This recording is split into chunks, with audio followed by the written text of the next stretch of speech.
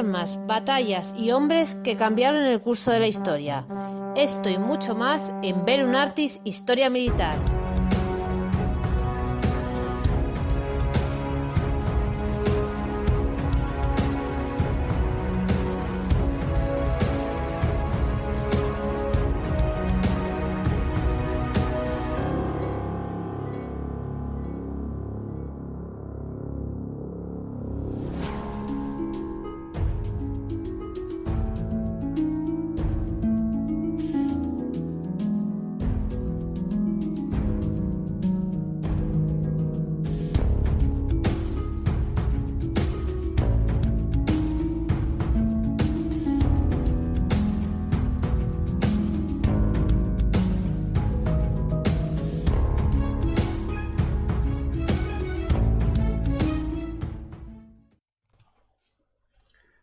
Aviones sobre las trincheras en la Primera Guerra Mundial.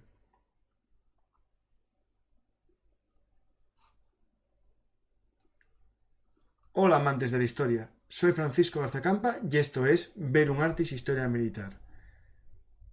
Colocaros vuestras gafas de aviador, preparar las ametralladoras, vamos a montar en avión. Yo no me fío mucho de estos aviones biplanos y triplanos, pero bueno, es lo que hay en la Primera Guerra Mundial. Vamos a volar sobre las trincheras, vamos a conocer la primera guerra aérea de la historia, las primeras batallas entre aviones sobre los campos de combate, tanto occidentales como orientales, en la Primera Guerra Mundial. Para ello contamos con la ayuda de un amigo de Bellum Artis, un colaborador habitual, Daniel Ortega, que volverá a hablarnos sobre soldados, sobre batallas del siglo XX.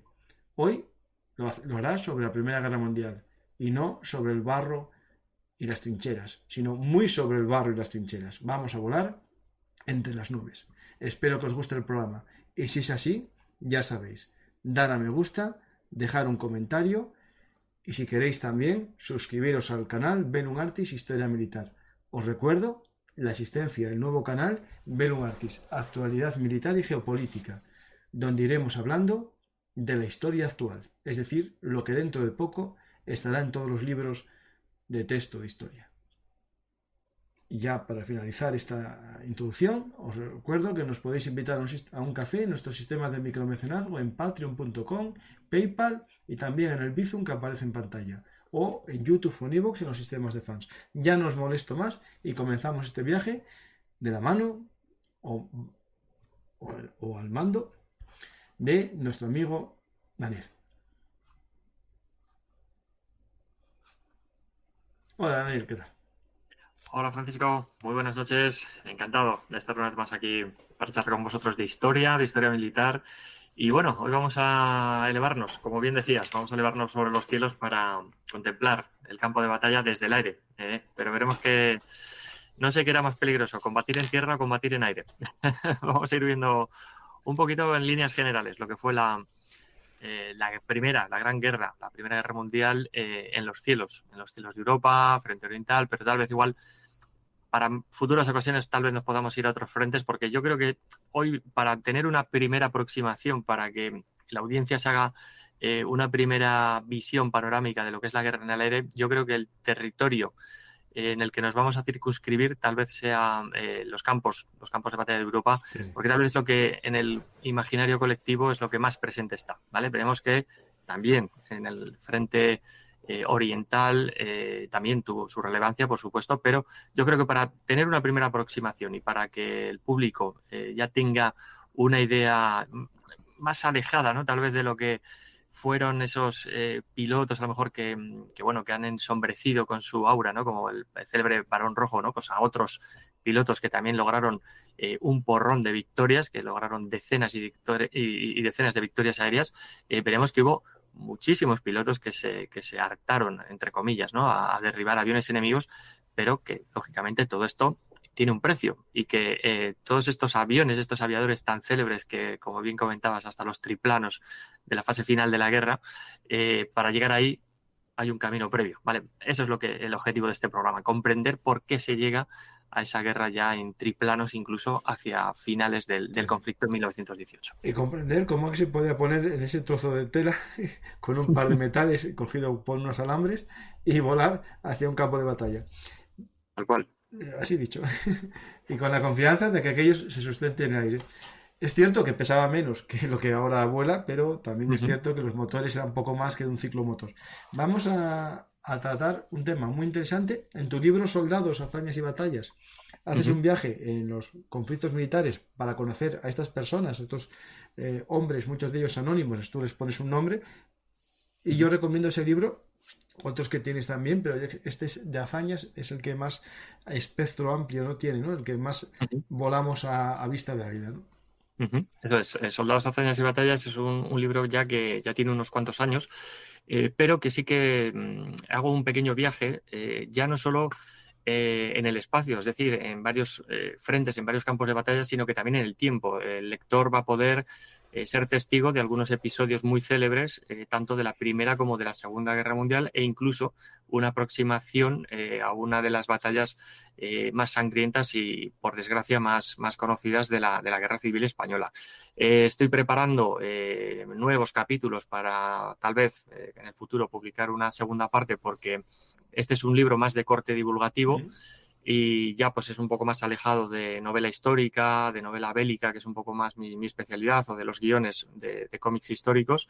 Y este libro, pues la verdad que es un poco una compilación, Soldados, Hazañas y Batallas, de eso, de soldados, de protagonistas, de las gestas que protagonizan y las batallas en las que tomaron parte estos protagonistas. Pero es que además tiene el plus adicional que muchos de los escenarios que relato en esos capítulos, en esos 24 capítulos que tiene el libro, pues la gran mayoría los he visitado. Y en aquellos que no he tenido oportunidad de pisar, me he procurado muy mucho, ya me conoces mi obsesión por la documentación, de contar con cartografía, de consultar a expertos que me han podido facilitar a través de los archivos históricos o militares que procedan, pues me han facilitado toda la información necesaria. Por desgracia, en algunos países pues no es tan sencillo obtener un permiso para visitar estos sitios, por lo cual pues apenas ni merece la pena intentarlo, pero por suerte en otros lugares de Europa, del norte de África, pues sí que lo he podido visitar, contar con permisos y bueno, pues en calidad de investigador la verdad que se te abren muchas puertas, pero bueno, eso es un pequeño compendio y hoy vamos a hablar de uno de esos capítulos que tanto atrae a mucho público y cada vez más joven, que es la Gran Guerra, y que, pues bueno, ha quedado ensombrecida por la Segunda Guerra Mundial, como bien sabemos, el segundo gran conflicto del siglo XX, pero es que veremos que los inicios del combate aéreo están aquí, están en la Primera Guerra Mundial. Pues vamos a comenzar, ¿no? Este viaje dando una visión muy suave, no muy leve, porque aquí tenemos ya programas de la Primera Guerra Mundial, que cosas de la vida son los más vistos de Bellum Artis. El programa más visto es uno de la Primera Guerra Mundial con Antonio Muñoz Dolente, que ya está cerca de los 100.000 visualizaciones. Por lo tanto, a mí me anima mucho el hecho de pensar que no todo es la actualidad. Aunque ahora creé el canal de actualidad, yo quiero que lo que sea muy visto sean los programas de historia. Pues vamos a empezar un poco con este mapa, ¿no? Este mapa de Europa desde el punto de vista de aviación, ¿no? Es lo que entiendo. No vamos a explicar la Guerra Mundial, sino un poco el origen, ¿no? Así es. Pues bueno, tenemos en 1914 Europa y bueno, por supuesto también tenemos el Imperio Ruso, pero bueno, tenemos aquí varios imperios, el Imperio Austrohúngaro, el Imperio Alemán, tenemos Inglaterra en ese momento, pues bueno, dueña y señora prácticamente de todo el mundo, Francia, Bélgica, y tenemos una serie de países, Italia, que conforman este teatro de operaciones o este lugar en el mapa que estamos viendo aquí, donde va a tener lugar una de las guerras más crueles que ha conocido el ser humano, tanto en tierra como en mar como en aire, pero especialmente en tierra por esas trincheras de las que hemos hablado tantas y tantas veces.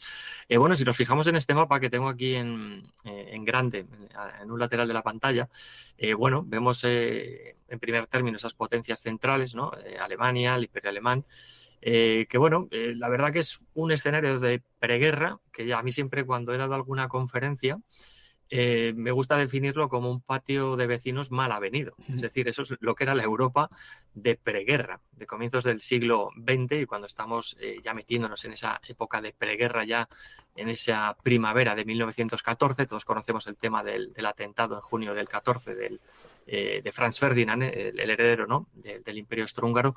Pues no nos engañemos, Europa no se están pegando tiros todavía, pero sí que hay una serie de alianzas que se van a procurar muy bien la ayuda entre las distintas naciones en caso de que estalle el conflicto, ¿no?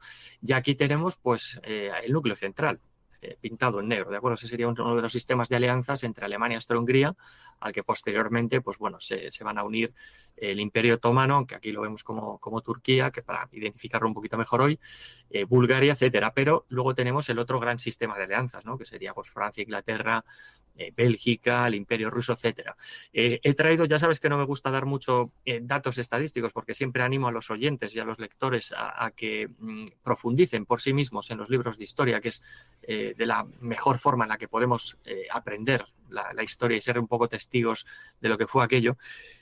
Simplemente unos datos que si me permites, Francisco, los voy a recitar tal cual, porque yo creo que el público que no sea tan, a lo mejor, interesado por estos temas y que hoy sea el primer contacto que hace con la aviación de la Primera Guerra Mundial, se va a quedar realmente asombrado.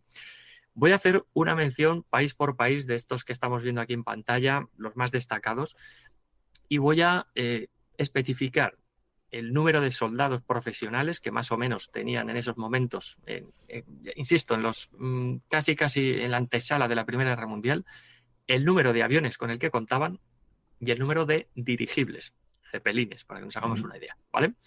Por ejemplo, por empezar, Francia, 2.100.000 hombres aproximadamente, 162 aparatos, 162 aviones y 6 dirigibles.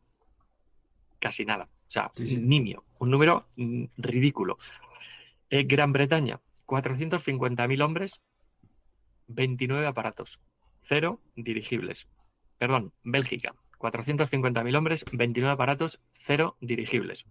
Vamos a Gran Bretaña, por ahí, 400.000 hombres, 113 aparatos, 6 dirigibles. O sea, podemos comprobar prácticamente dos naciones parejas en números. Nos metemos en el Imperio Alemán, casi 3 millones de hombres, 232 aparatos y 12 dirigibles. Y ya nos metemos en el Imperio Ruso, estamos hablando de un poco más de 3 millones de hombres, 244 aparatos y 14 dirigibles. O sea, esos son los números con los que nos estamos moviendo, Francisco. Sí. O sea, ridículos en cuanto a aparatos.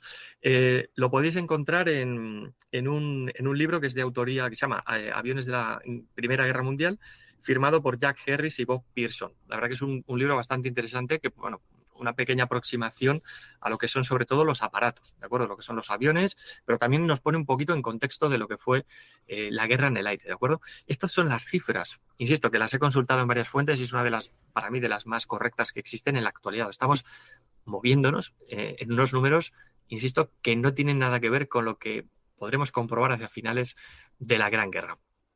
Ese es el primer dato que me gustaría que quede súper claro, porque de verdad estamos hablando de ejércitos de varios cientos de miles de hombres, incluso millones de hombres, y resulta que solo tienen 20 aparatos, ciento y pico aparatos, 250 aparatos. O sea, llama la atención, ¿verdad? Son números que llaman la atención. En este momento, claro, antes de la guerra eran esos extraños aparatos, ¿no? Que casi eran para exhibición, para retos, digamos, de, bueno, vamos a ser el país que intente llegar a un sitio, que no voy a ser yo el único que tal, incluso... Bueno, pertenecían gran parte al alma de ingenieros en algunos países o al alma de artillería, nuevamente en España estaban ahí. Y los dirigibles igual, ¿eh? Sí, exacto. Este es uno de los datos que bueno, si quieres, Francisco, ir pasando alguna imagen. Sí, vamos al origen del aeroplano. Vamos a empezar. Vamos a ver qué es este invento, qué es el aeroplano, ¿no? Bueno, pues estas imágenes que vamos a ver las reuní con ocasión de una conferencia que di en la Universidad de Valladolid allá por 2018. Que la verdad que fue un evento que me sorprendió gratamente, porque fue un ciclo de conferencias, incluso de proyecciones de películas, documentales, pero sobre todo ponencias, de expertos en historia militar y es, todo un honor que me llamaran en aquel 2018 Santiago y muchos de sus compañeros que eran organizadores de este evento o ciclo de conferencias, insisto, de alumnos de primero de historia de la Universidad de Valladolid. O sea, chavales de 18 años con esta pasión por la historia. Yo te prometo que con mis más de 40 años que tengo ya, me quedé totalmente alucinado. Chavales de 18 años organizando un ciclo de ponencias, de conferencias, de proyecciones. Bueno, alucinante. Pero vamos como siempre... a los padres de todo esto, ¿no?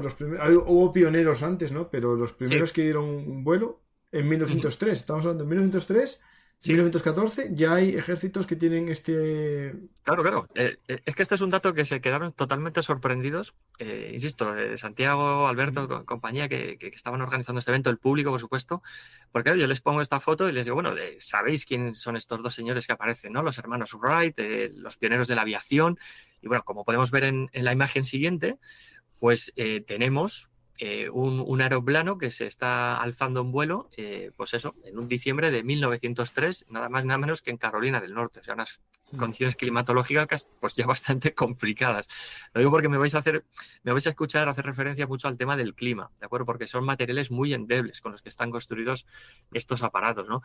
Entonces, fijaros la escasa distancia temporal que existe entre el comienzo de la Gran Guerra y el comienzo de la aviación.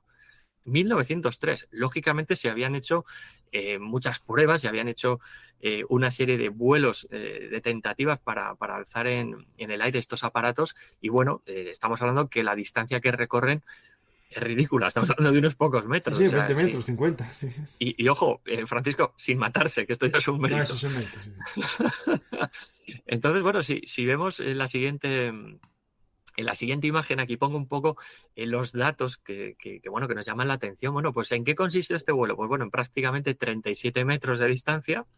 Bueno, hoy que podemos cruzar el océano Atlántico, pues mira, 37 metros a una altura de 3 metros y en unos 12 segundos. Pues bueno, la lentitud del aparato es el que era. Como muy bien comentabas, el motor de este aeroplano, pues bueno, prácticamente que igual un ciclomotor era más potente, vete a saber, Sí. pero quiero que la gente se haga un poco idea de lo que era empezar a volar. O sea, estos son los orígenes de la aviación, ¿no? Y si te puedes fijar, el piloto va tumbado en este modelo. Exacto, es que en muchos de estos aviones no existía eso de la cabina del piloto. ¿Eso qué es? No, eso no tiene sentido, ¿no? No lo veían así.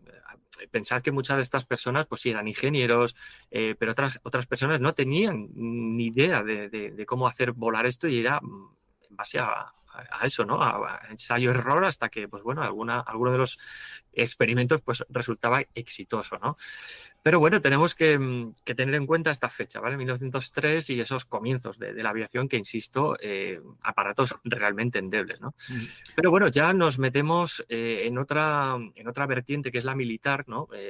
Porque ya, como bien vamos a tratar algunos ejemplos, en la siguiente imagen vemos que en la Guerra Civil Americana, ¿vale? En esa foto que tenemos aquí acompañando. Aquí estamos hablando de otro elemento Otros para aparatos. volar, que son los globos aerostáticos, los dirigibles, Correcto. los cepelines. Es decir, Correcto, cosas correcto. que vuelan, pero que no tienen.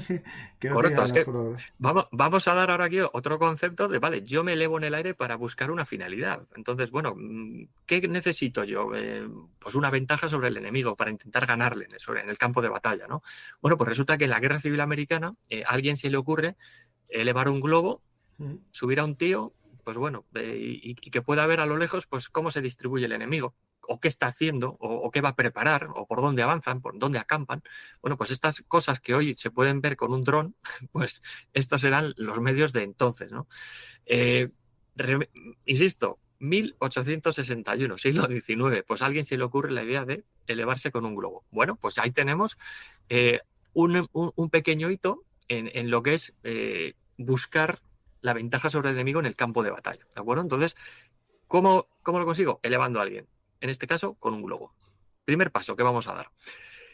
Aquí vemos en la siguiente imagen otras guerras célebres, ¿de acuerdo? Finales del 19, comienzos del 20, las guerras de los Boers, pues bueno, que también utilizan, en este caso, pues los británicos, pues utilizan un globo, lógicamente bebiendo de las fuentes de la Guerra Civil Americana. O sea que todo esto, si os fijáis, es alguien inventa, alguien mejora, alguien perfecciona. O sea, esto es la constante que vamos a ver también en la Primera Guerra Mundial, ¿no? En cuanto a los aparatos.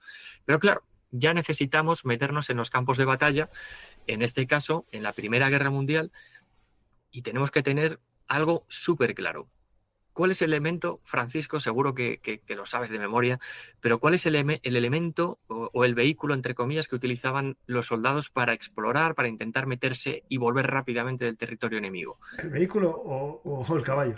El vehículo, entre comillas, El efectivamente. Utilizaban un caballo, correcto. ¿Qué pasa? Que estamos en la Primera Guerra Mundial. La perfección de las armas sigue mejorando y a alguien se le ha ocurrido fortificar ciertos tramos del frente con ametralladoras. Entonces, una sección de caballería la barres en 0, Sí. ¿de acuerdo? Ese es el problema. El caballo, por lo tanto, se va a manifestar como un elemento ya inútil. O sea, es que ya no me sirve para esta finalidad. De hecho, hoy hablaremos, lógicamente, del célebre Barón Rojo. Él empieza en la caballería. Él estaba, al igual que su padre, en la unidad de los ulanos del Imperio Alemán. De hecho, su propio hermano también está en la caballería y los dos empiezan en eso, en unidades de exploración. De hecho, Manfred von Richthofen, al poco de entrar en servicio en la caballería, pues casi muere en una de las primeras acciones, que encima digamos que una acción contra los rusos. O sea, fijaros, el tío casi muere al principio de la Gran Guerra, ¿no? Entonces, él estaba en una de esas unidades de exploración y que, lógicamente, además lo dejó por escrito en sus memorias, además de otros pilotos que también procedían de la caballería, por cierto, y ven que estas cargas de infantería, lo mismo que las de caballería, son realmente inútiles, es que ya no sirven para nada, no tienen prácticamente utilidad. Entonces, como vemos, por ejemplo, en la siguiente imagen, esto que es una cacería de ratas que se producen en las trincheras, pues bueno, para limpiar aquello, pues tener unas condiciones de higiene un poco mejores, pues vemos que esto es la vida en las trincheras. O sea, me estanco y aquí no me muevo. O sea, y los golpes de mano pues son los que son, y con miles de muertos en cada asalto. Entonces, pues entre estar en una unidad de estas de infantería entre las ratas y decir, te montan esto en esto que dicen que vuela. Pues bueno, exacto. En la siguiente imagen, que es lo que tenemos aquí ahora en pantalla, es el invento que revoluciona la exploración en el campo de batalla. Esto que tenemos aquí, que hoy nos parece algo normalísimo, un avión, ¿de acuerdo? Alguien decide que vamos a intentar ver lo que hace el enemigo y nos vamos a subir en un avión, ¿vale? Pues venga, vamos a ver qué ocurre. Bueno, pues a alguien se le ocurre llevar a bordo un mapa. Al piloto pues lleva un mapa y se pone a apuntar pues lo que ve justo debajo. Como lo veis ahora mismo en la imagen, pues mira, la línea de trinchera del enemigo aquí y está a tal distancia así calculada, ojo, ¿no? Pues bueno, a 3 kilómetros de las nuestras. Y va apuntando cosas. Cuando termina, pues bueno, su autonomía, que pensad que estos aviones al principio, pues autonomías ridículas, 50, 60 kilómetros, ya con el paso del tiempo, pues yo qué sé, 150, 200 y un poco, pero esto es de lo que se sirven. Y dicen, bueno, pues resulta que un tío en un avión ve mucho mejor que un tío que va a caballo. Y que un globo. ¿De acuerdo? Y que tiene un globo, incluso, porque el globo está estático y no se mueve mucho, pero el tío del avión profundiza más. Claro, pensad que estamos en 1914, que muchos de los soldados jamás han visto un avión en su vida. ¿Qué es este cacharro que vuela, que suena así raro por ahí? Pues la gente no tenía ni idea, ¿de acuerdo? Entonces, muchos de estos primeros pilotos que están surcando los cielos o los campos de batalla son gente que ha trabajado para el servicio postal de turno en su país, etcétera, etcétera, ¿de acuerdo? Y esto que estamos viendo es una de esas imágenes, pues que todo piloto en su época temía, ¿no? Porque dice, bueno, tengo un techo de nubes bajo, yo me subo con el avión y de repente pues se me ha nublado el cielo, bueno, pues voy a intentar ganar un poco de visibilidad. ¿Cuál es el problema? Que no veo. Ese es el problema de los aviones, que se te nubla el cielo y ya no tienes esa perspectiva. Por lo tanto, los aviones, pues hoy en día, por supuesto, es uno de los problemas que tienen, ¿no? Que en cuanto tienes un techo de nubes bajo, tú te elevas sobre el cielo y adiós, la visibilidad. Lo único que los sistemas modernos de navegación, pues te apañas, pero antes exacto. Te orientabas por la red de carreteras, pues no. Exacto. Ahora, claro, esta gente que se guiaba por el cauce de un río, por un molino, por unas colinas, por no sé cuál, hasta luego, te has perdido. Entonces, pues aterrizar en el territorio enemigo. Sí. Bueno, otra de las novedades en la siguiente imagen que vamos a ver es llevar un aparato de fotografía, ¿vale? Entonces, bueno, pues ya la anotación sobre el papel del piloto, pues claro, pensar que ese tío está lo que está a pilotar y gracias que está el tío manteniendo ese aparato en vuelo. Bueno, pues alguien decide que el piloto puede llevar un aparato, pues bueno, como veis aquí, una primitiva cámara de fotos. ¿Cuál es el problema? Eso es algo que les llamaba mucho la atención a los chicos en la conferencia, me acuerdo, o en sucesivas conferencias que han dado sobre la aviación de la Primera Guerra Mundial, es que llevar esto te puede descompensar el aparato, porque estas cámaras no es como un móvil de ahora o una cámara digital que pesa poquito, no, esto pesaba un montón. Y pensad que estos aviones estaban diseñados para aguantar el peso del piloto y poco más, o sea, es que no podían con más, ¿de acuerdo? No tenían la capacidad de carga que puede tener un avión ya de finales de la Primera Guerra Mundial y aún así. ¿Cuál es el problema de esto? Pues que se manifiesta que el propio piloto, pues a veces no vale, no puede hacer las dos cosas a la vez. Por lo tanto, necesita un compañero, alguien que vaya detrás o que vaya adelante y que le ayude. En la siguiente imagen, como bien nos ponía Francisco, a alguien se le ocurre, dice, bueno, ya que podemos hacer fotos, podemos coordinar luego la actividad de la artillería, etcétera, etcétera. Bueno, y ya que subimos, pues ¿por qué no llevamos aquí un par de bombas que podamos lanzar Manolo, desde... déjame un par de las del mortero, voy a probarlas, a ver. Vamos a probar. Bueno, esto no es broma, No, insisto, es como los drones ahora, que le pone una... Correcto, Ya está. correcto. Pues esto lo que os voy a decir no es broma, Francisco, de verdad que lo he leído en Memorias de Pilotos, me he leído una burrada porque es un tema que me fascina. Al principio, como podían llevar a lo mejor 3-4 kilos más de peso, pues a alguien se le ocurrió llevar piedras.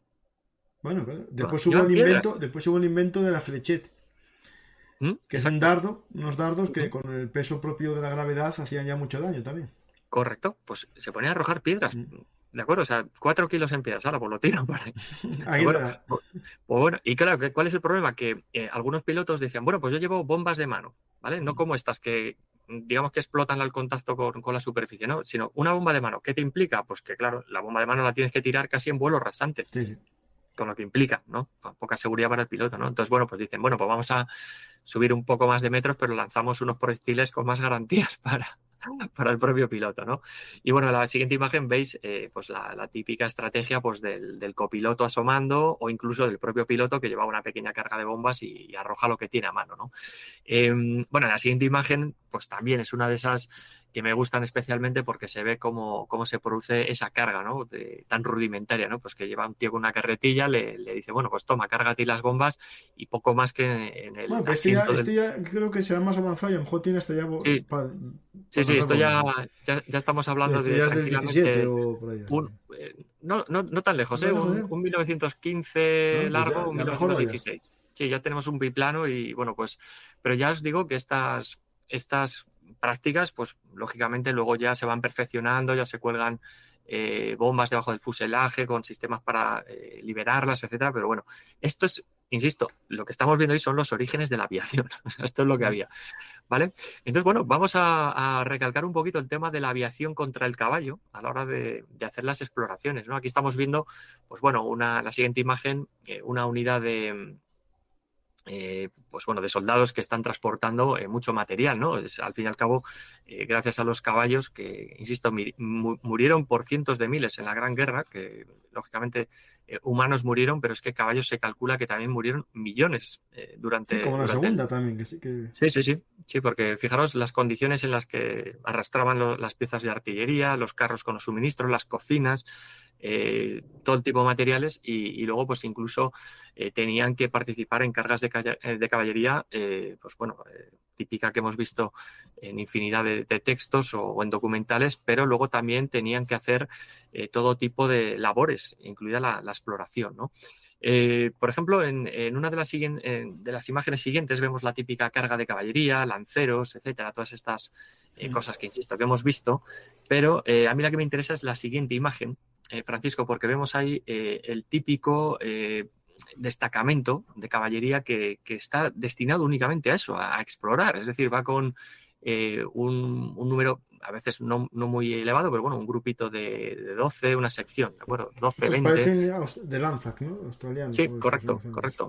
Los australianos la verdad que estaban bastante bien formados en estos temas, porque bueno, pensad que el origen del soldado también le condiciona, ¿no? Y fijaros que en Australia otra cosa no, pero en aquella época, pues os podéis imaginar, ¿no? La comunicación entre ciudades y tal, pues muchas veces la mensajería, sobre todo, a través de caballos, ¿no?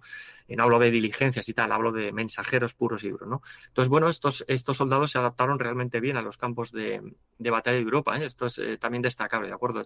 Podéis leer muchísimas biografías de gente que estuvo en la exploración de Lanzac y es impresionante. Esta es una, insisto, de las utilidades más grandes que se le va a sacar a los caballos, ¿no? Durante la Primera Guerra Mundial, aparte de estas cargas de caballería, pero aquí vemos, por ejemplo, pues lo que podía ser una formación de una unidad de exploración, ¿de acuerdo? 12, 24 jinetes, ¿vale? Una unidad más o menos manejable, al mando con uno o varios oficiales, y que la misión era adentrarse en el territorio enemigo todo lo que pudieran, pero la contrapartida es que a veces llegaban de vuelta a su campamento de origen o a su puesto de mando, pues llegaban 4 contados, porque Claro. lógicamente los caballos son un objetivo realmente grande de cara a una ametralladora, ¿de acuerdo? O unidades de fusileros, ¿no? Luego estas unidades que estamos viendo en pantalla, Uh-huh. pues son los australianos famosos de la película esta de una australiana que no me acuerdo el título ahora mismo. No eran soldados de carga, no tenían ni espada en Uh-huh. su dotación. Claro, claro. Eran claro, como dragones porque su misión no era impactar, Uh-huh. sino, digamos, explorar y, bueno, y si tenía que combatir, combatían a pie. Exacto, eran fusileros, al fin y al cabo, tiradores, vamos a llamarlo así.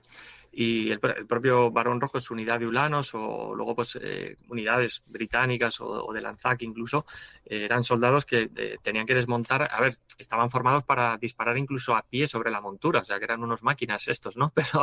Pero lo normal es que llegara a una situación de contacto con el enemigo, cuerpo, vamos, pie a tierra y a combatir como infantería normal, ¿no? No, después De estaban los hecho, lanceros y tal, que eso sí que tenían. sí, sí, Y sí, todavía sí. había coraceros al comienzo de la guerra, ¿eh? Correcto, correcto. Pasa que son unidades que, bueno, pues Que son como otra estamos cosa, no son estos. Exacto, pero son unidades que, como comentábamos, pues poco a poco quedan en desuso porque están totalmente desfasadas para esta guerra moderna, ¿no? Para 1914, ¿no? Entonces, bueno, veremos ahora que una de las anécdotas que yo les comentaba a los chicos de la Universidad de Valladolid era esto, ¿no? Los pilotos que eran choferes, estaban ahí para, para llevar al observador. ¿Cómo se les consideraba?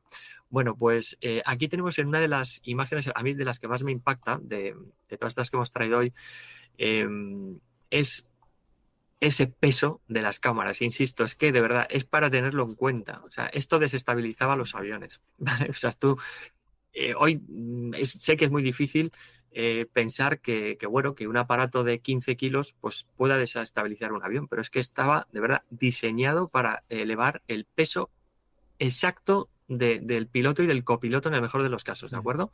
Entonces, bueno, en estas imágenes vemos perfectamente cómo en algunos de los aparatos ya más modernos se empiezan a poner como una especie de soportes, como vemos también aquí en esta imagen, donde se puede fijar la cámara para que no salgan movidas las fotografías, ¿vale? Imagínate tú que te subes a 2000 metros, te pones a hacer fotos con rachas de viento y tal, y que la imagen sale movida. Pues menuda gracia, ¿no? Luego en el estado mayor, cuando Hay que tengas que interpretar la recordar a foto. los más jóvenes que existía una cosa que se llamaba carrete. En esta época no era ni carrete, sería peor todavía. A lo mejor tenían que meter placa a placa.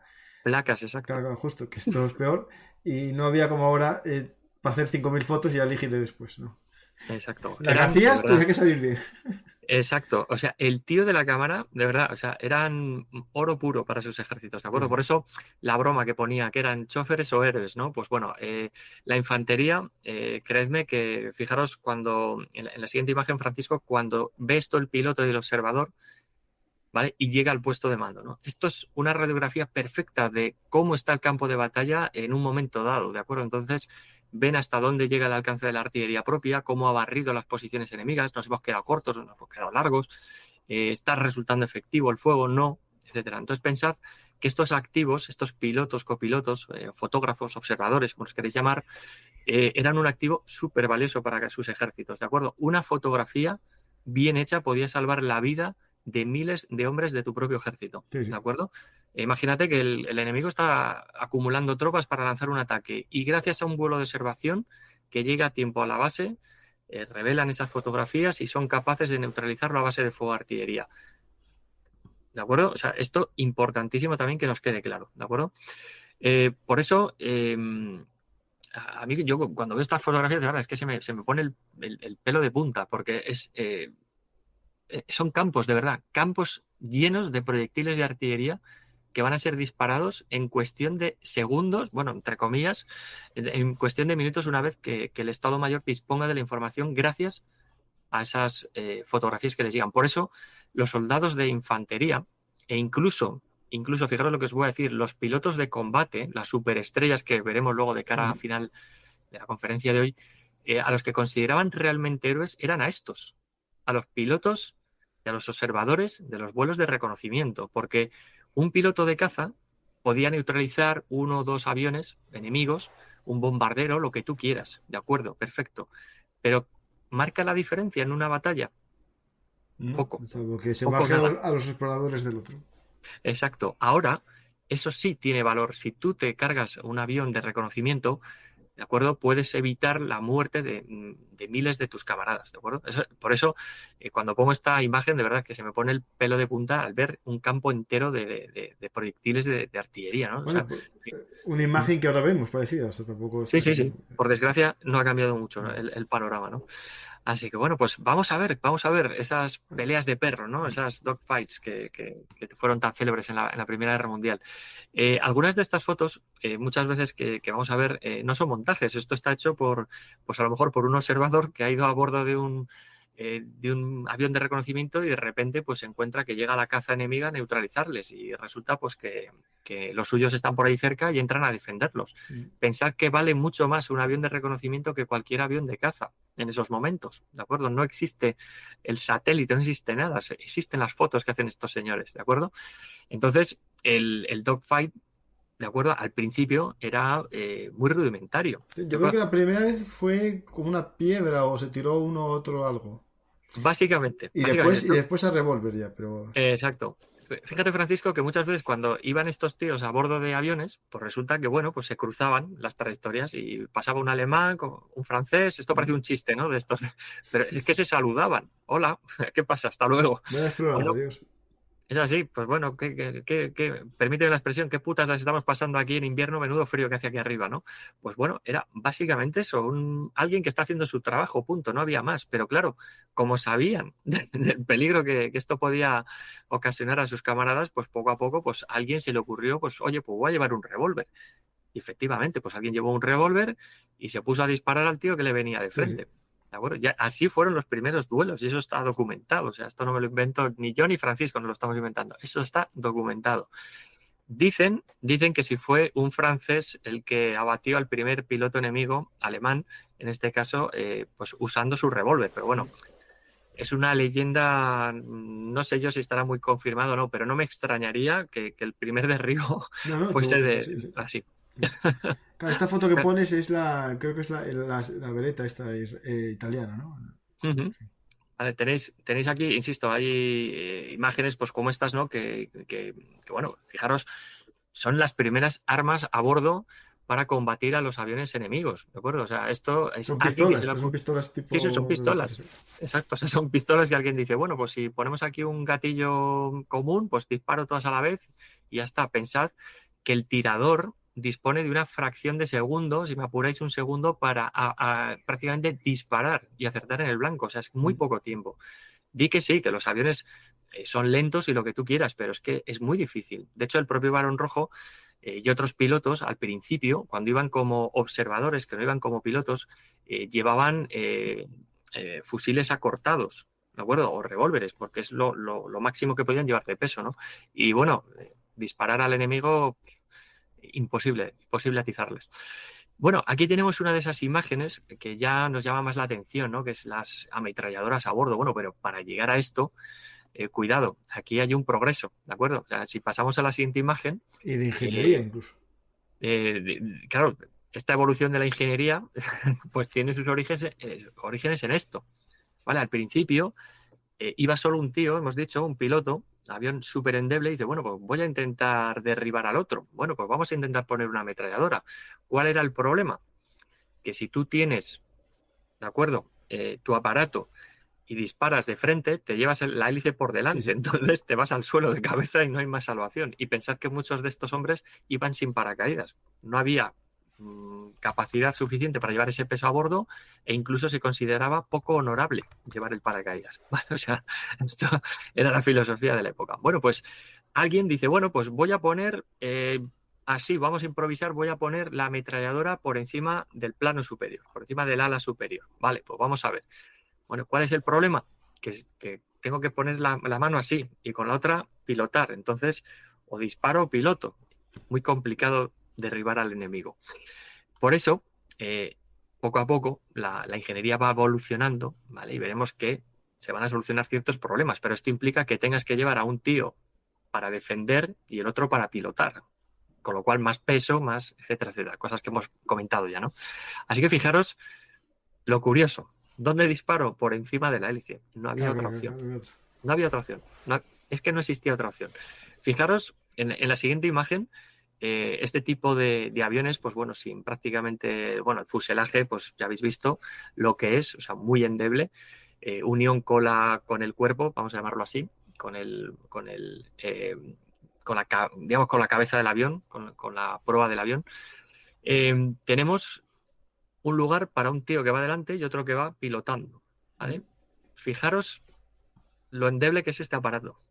Un tiro mal dado ahí en medio, hasta luego. Pero claro, hay que acertar. No, con una bala es casi imposible darle, porque no hay casi materia allí. Correcto, es que no hay materia para dar, ¿de acuerdo? Claro. Efectivamente. O sea, fijaros lo complicado que es hacer blanco en estos aviones primitivos de la primera fase de la Guerra Mundial, ¿no? Luego ya, esta imagen siguiente, ya vemos aquí la típica imagen de una ametralladora dispuesta en ese plano superior, como hemos dicho, pero esto, insisto, implica muchas dificultades para el piloto porque básicamente no puede apuntar al objetivo con claridad a la vez que maniobra. O sea, es muy complicado. Aparte de a lo mejor ponerse de pie el copiloto para disparar o el piloto, claro, tiene una cuerda ahí, fíjate. Exacto, a veces los tiradores lo que hacían en vez de para levantar así, pues con una cuerda. O sea, es que estamos en estas, señores. Estamos en el 14, estamos en el 15. Estamos muy prontito en la guerra Troya. ¿Vale? Y bueno, ya empezamos a tener caras célebres. No sé si... espera, antes de que empieces eso. Sí. Está el invento del sincronizador. En julio de 1913 se inventa un sistema de sincronización del tiro. Hay una patente y más o menos está ahí el invento. Aquí están las patentes, Exacto, están ya en varios países. Que lo que intentan es que disparen cuando justo en las milésimas de segundo en la que pasa una hélice. Exacto. Por eso hemos puesto esta cara. Esta cara que igual, Francisco, te suena, o algunos de los espectadores del canal a lo mejor les suenan. Lo digo porque no hace mucho se ha celebrado un torneo en Francia. Bueno, me suenan nombres, Roland Garros, pero... Roland Garros, correcto. Bueno, pues este caballero tuvo una idea, dijo, bueno, es que no se puede disparar, no se puede...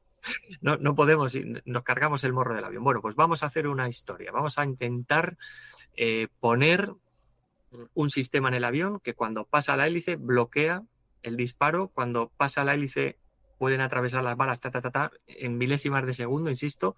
Cuando vuelve a pasar la hélice se bloquea el disparo, etcétera, etcétera, etcétera. ¿Vale? Es decir, de una forma automatizada, ¿vale?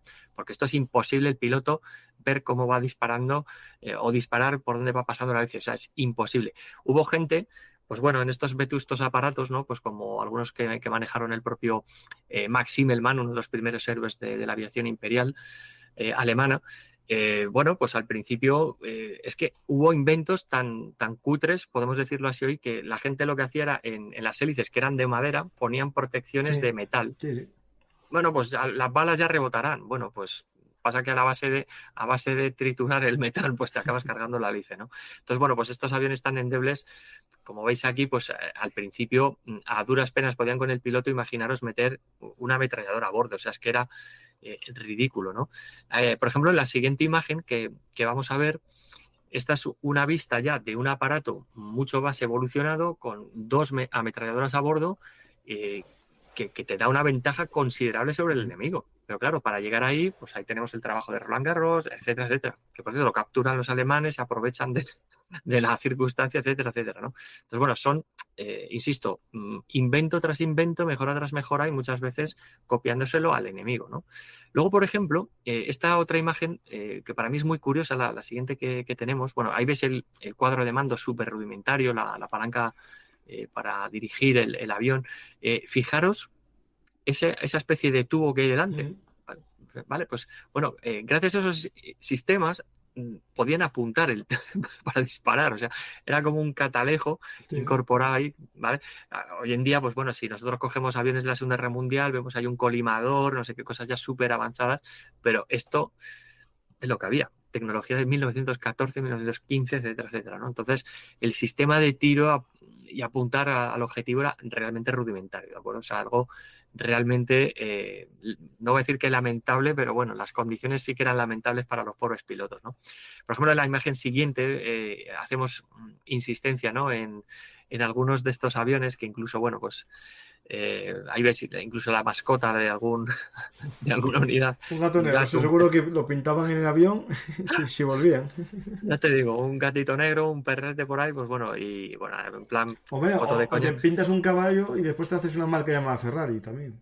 Correcto, que también, exacto. Que es que hay muchas cosas relacionadas en la historia de la aviación que luego heredan el imperio automovilístico, sí señor. Bueno, pues estas fotos así un poco en plan broma, me gusta ponerlas para que veáis que la aviación, pues sí, estaba en pañales y que son aparatos realmente endebles, ¿no? Luego tenemos a este caballero, que seguro que os suena, Fokker, ¿vale? Este es uno de los grandes precursores de la aviación. Como bien sabéis, estaba más asociado, ¿no? al bando alemán, en este caso al imperio alemán. Y gracias a él, pues bueno, se produce una serie de avances. Ojo, que también hubo ingenieros espectaculares, tanto en Francia como en el imperio británico. Y la verdad que, bueno, pues hoy en día Fokker es uno de los que ha dado su apellido para la historia militar, ¿no? Sí. Fijaros que empieza con monoplanos, con aparatos que básicamente están en circulación en los servicios postales de medio mundo, ¿de acuerdo? Entiéndase medio mundo por países desarrollados, ¿de acuerdo?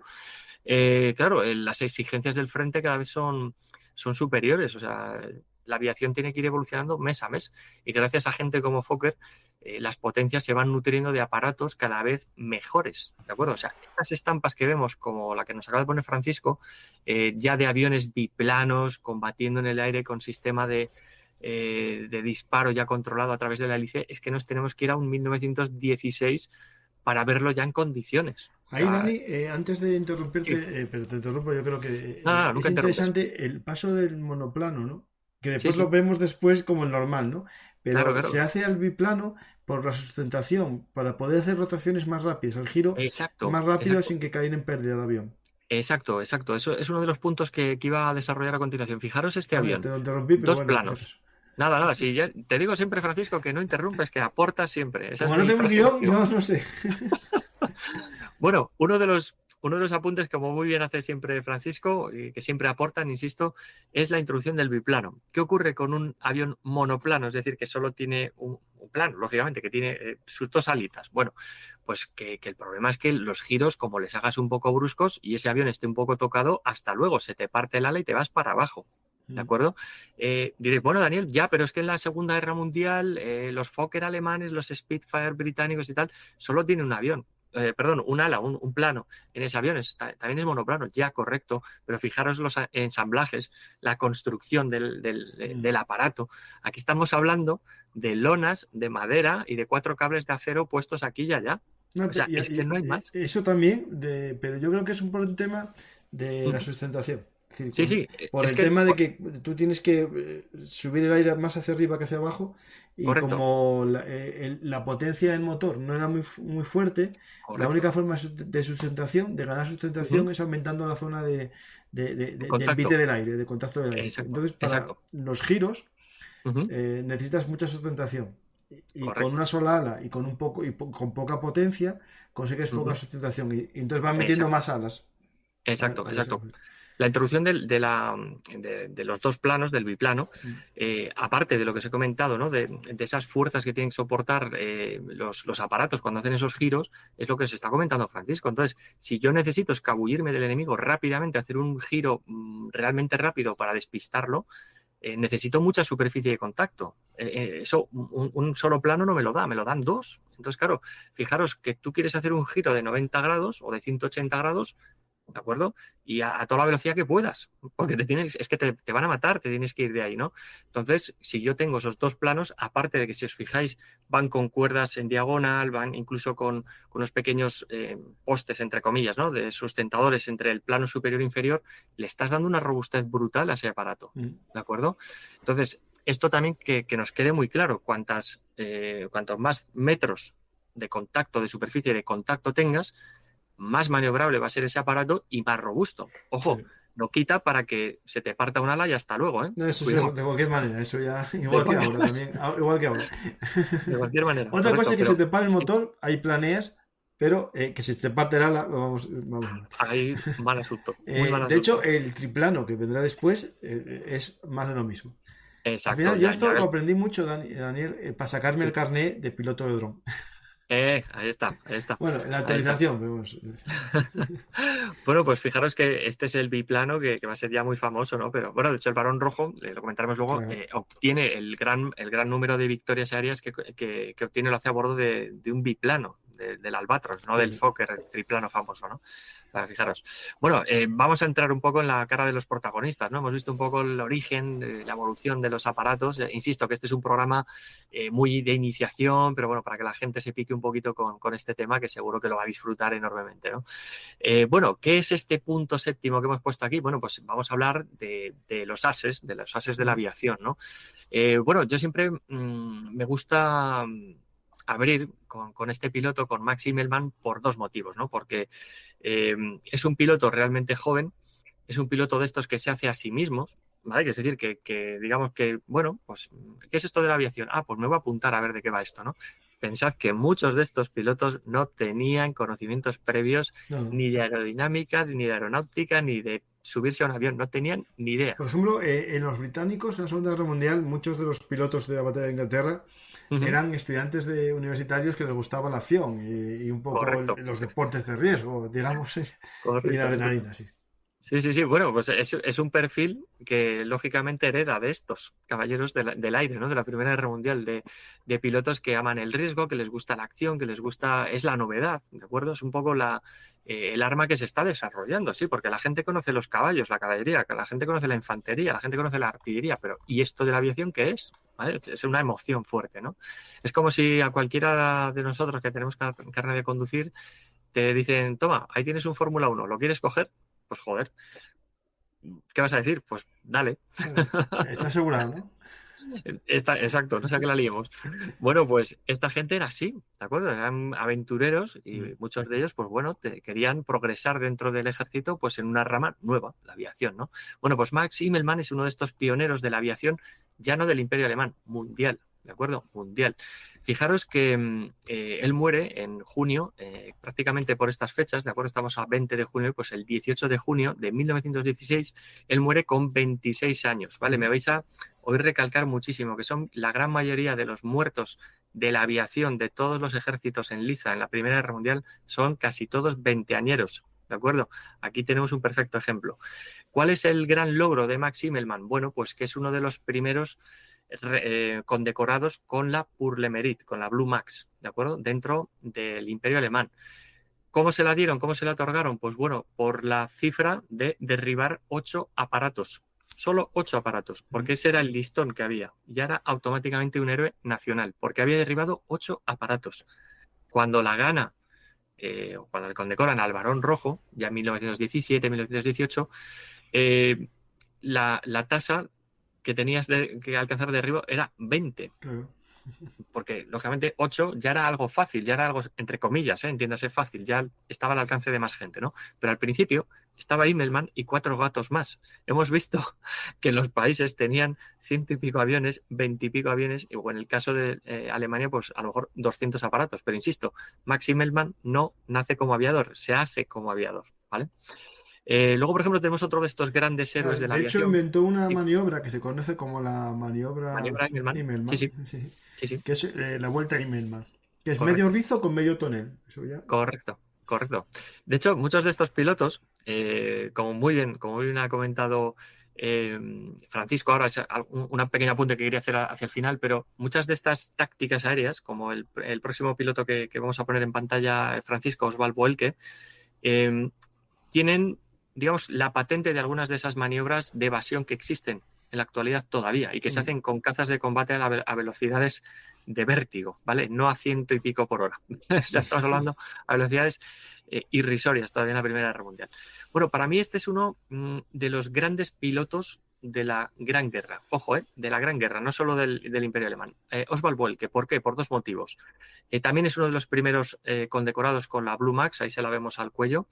Y si os fijáis, el uniforme que lleva no tiene nada que ver con un, digamos, uniforme, una vestimenta de alguien de aviación. Fijaros que es un uniforme de infantería, ¿verdad? ¿Vale? Lo mismo que Max Immelmann podía venir con otro uniforme también, toques de infantería. Bueno, es que esta gente venía a lo mejor de comunicaciones, venía de, pues, por ejemplo, a Immelmann le gustaban mucho las motos. Bueno, un vehículo innovador para la época, ¿no? Entonces, incluso pasaba mucho tiempo con sus mecánicos, algo que diré, bueno, pero si es que estos pilotos eran como unos superclases, eran muy elitistas. Sí, algunos sí, por supuesto, pero otros eran gente normal, como tú y como yo, Francisco, como cualquiera que nos está viendo. Le gustaban las motos y dice, bueno, pues no, esto no puede ser muy diferente al motor de un avión. Venga, vamos a meter aquí mano. Y hacían mejoras con los propios mecánicos, ¿vale? Boelcke para mí es uno de los grandes protagonistas. Fijaros también, muere realmente joven, ¿vale? Realmente joven, con 20 y tantos años también. Alcanza las 40 victorias aéreas y muere en un trágico accidente con un compañero de escuadrilla, el cual lo presencia el propio Barón Rojo, ya que era un novato en su escuadrilla cuando él muere, ¿vale? ¿Cuál es el gran aporte a la aviación de Oswald Boelcke? Bueno, pues aparte de ser, entre comillas, el padrino del Barón Rojo, fue el que estableció la doctrina actual que conocemos hoy del combate aéreo. Reglas tan básicas como atacar al enemigo contigo con el sol a la espalda, atacar en altura descendiendo sobre el enemigo, etcétera, etcétera, etcétera. Es lo que se llama el dicta Boelcke, las normas del combate aéreo. Las impuso, entre comillas, entre sus alumnos, entre sus escuadrillas, el propio Boelcke. A este señor, fijaros el compromiso que tenía, insisto, tanto alemanes como británicos, etcétera, etcétera, ¿vale?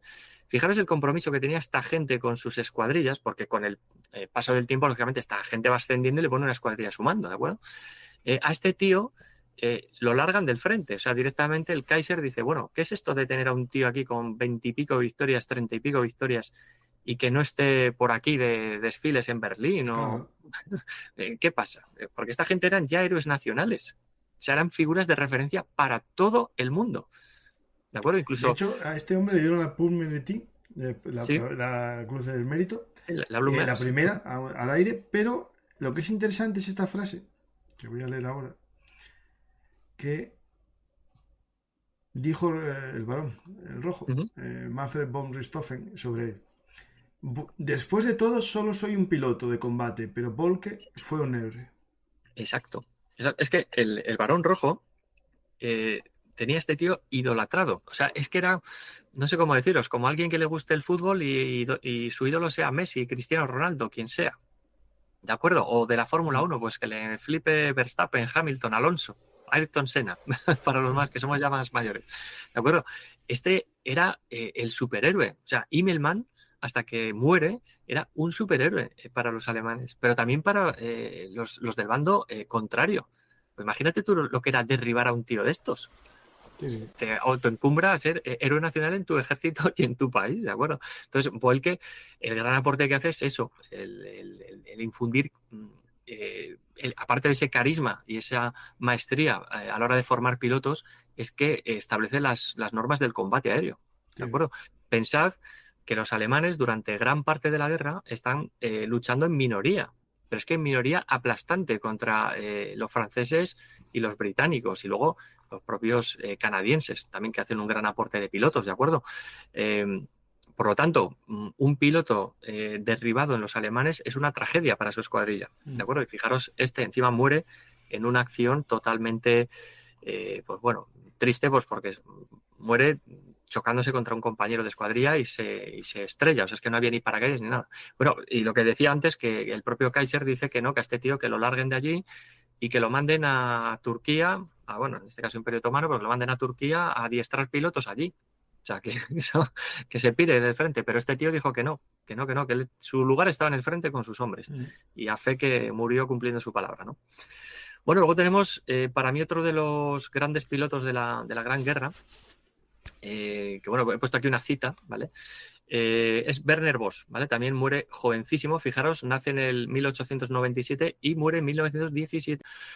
Un tío realmente joven, muy diestro en el pilotaje, por cierto, lo dejan por escrito muchos pilotos, incluso el propio Manfred von Richthofen, del cual era gran amigo, por cierto, y que atesora 48 victorias. Fijaros la cita que traigo aquí a colación, que está encima de la imagen, y que sorprende yo creo que a que si cualquier aficionado a la historia militar, porque dice mucho de cómo se respetaban estos caballeros del aire, ¿de acuerdo? Había de todo, pero sí que es cierto que la gran mayoría de los pilotos de caza se consideraban sportsmen, como decían los británicos, ¿no? Hombres, como esto no es que fuese como una práctica deportiva, pero bueno, había cierta caballerosidad, ¿no? Bueno, pues estas palabras que voy a decir las firma James McCudden, el segundo mayoras del ejército británico, del Reino Unido, ¿de acuerdo? James McCudden, recordemos que tenía casi 60 victorias, 57 victorias aéreas, ¿vale?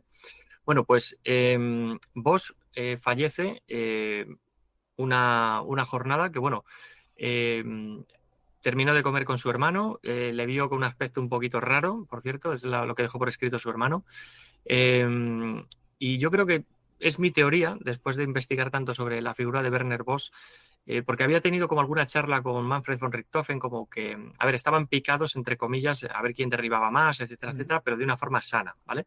Pero Werner Voss fue un poco consciente del peligro que estaban corriendo y de que tal vez la guerra, pues como veis, en 1917 no iba a acabar bien para Alemania. Se lo estaba advirtiendo.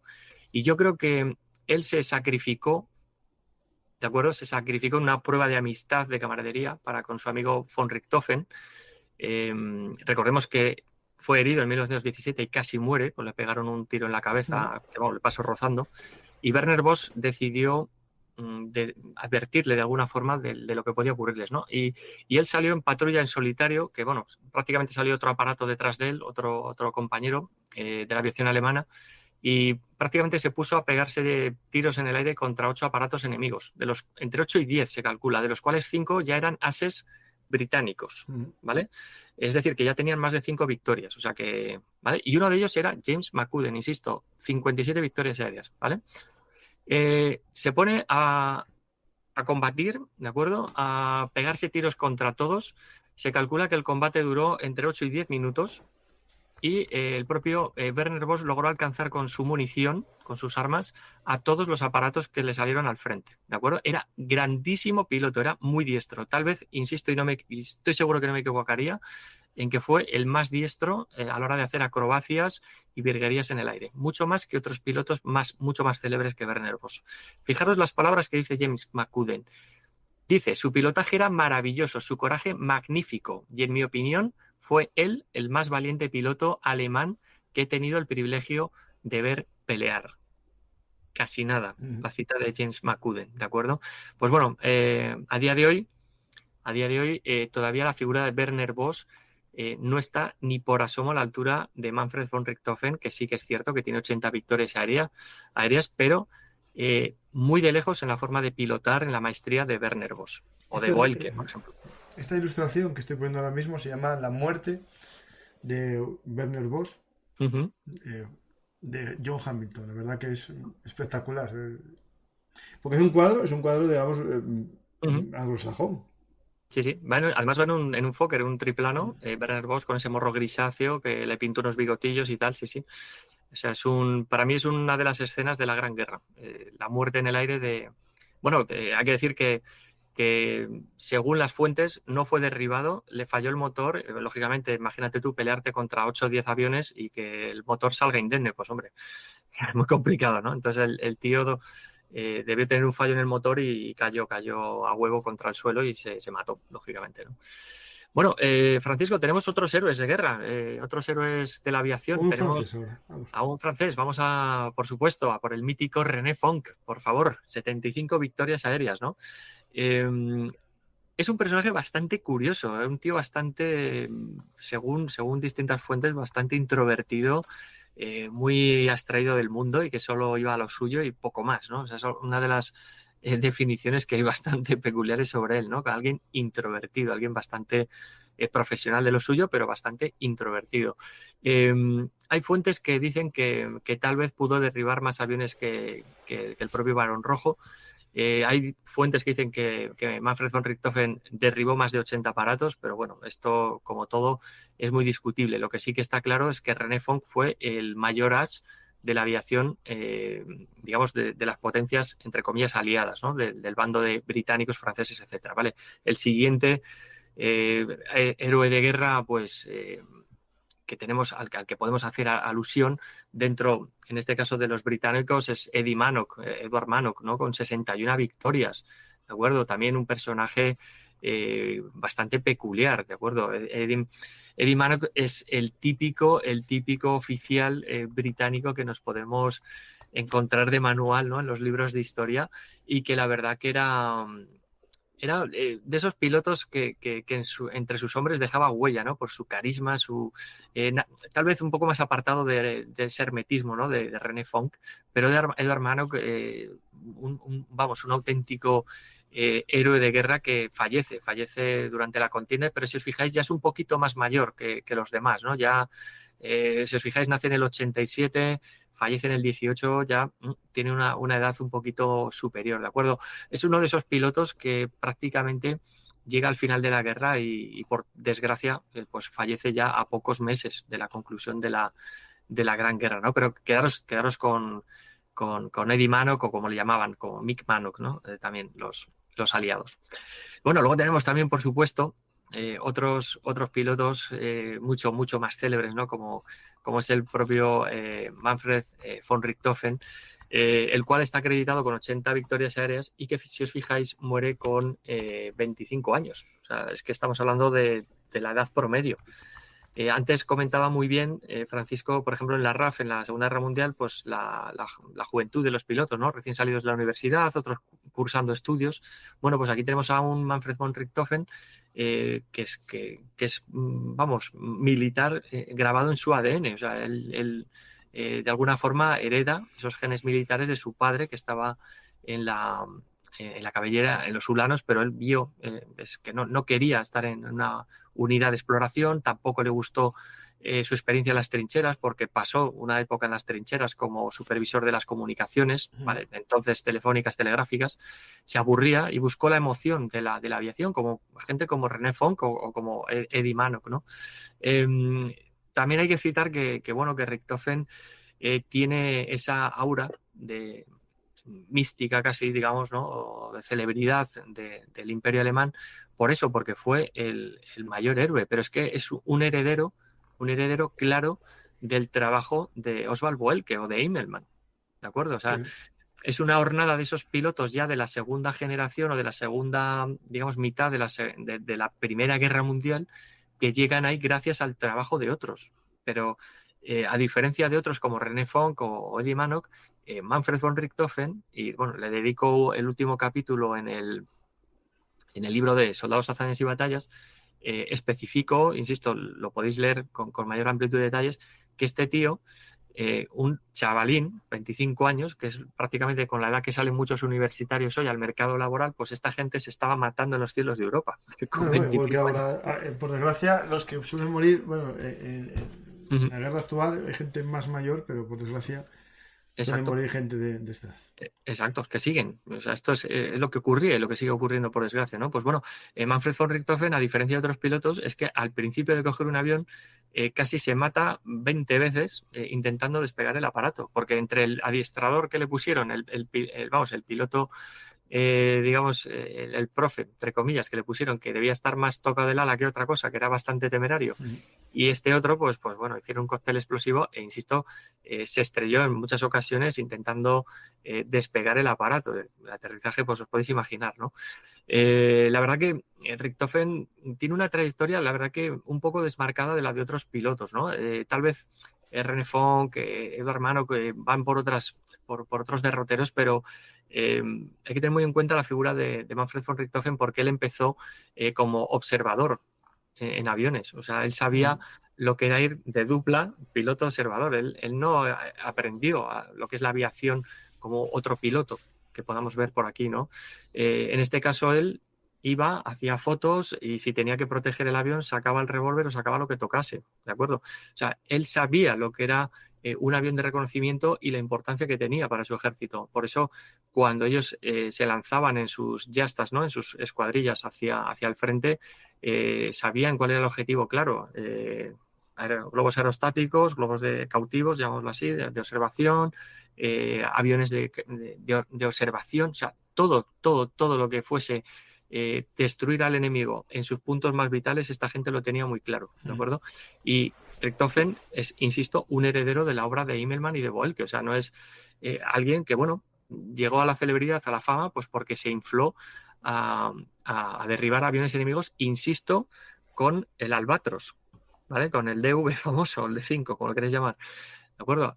Richthofen en el triplano, en el Fokker, estamos hablando ya de una fase muy tardía de la Gran Guerra, ¿de acuerdo? O sea, estamos hablando de una época, yo simplemente para que veáis un poco las características del Fokker y de su equivalente, o viceversa, del Sopwith Camel británico y su equivalente, el Fokker, ¿de acuerdo? Porque entraron en guerra prácticamente, no voy a decir que a la par, porque el Fokker fue una copia básicamente del Sopwith, ¿no?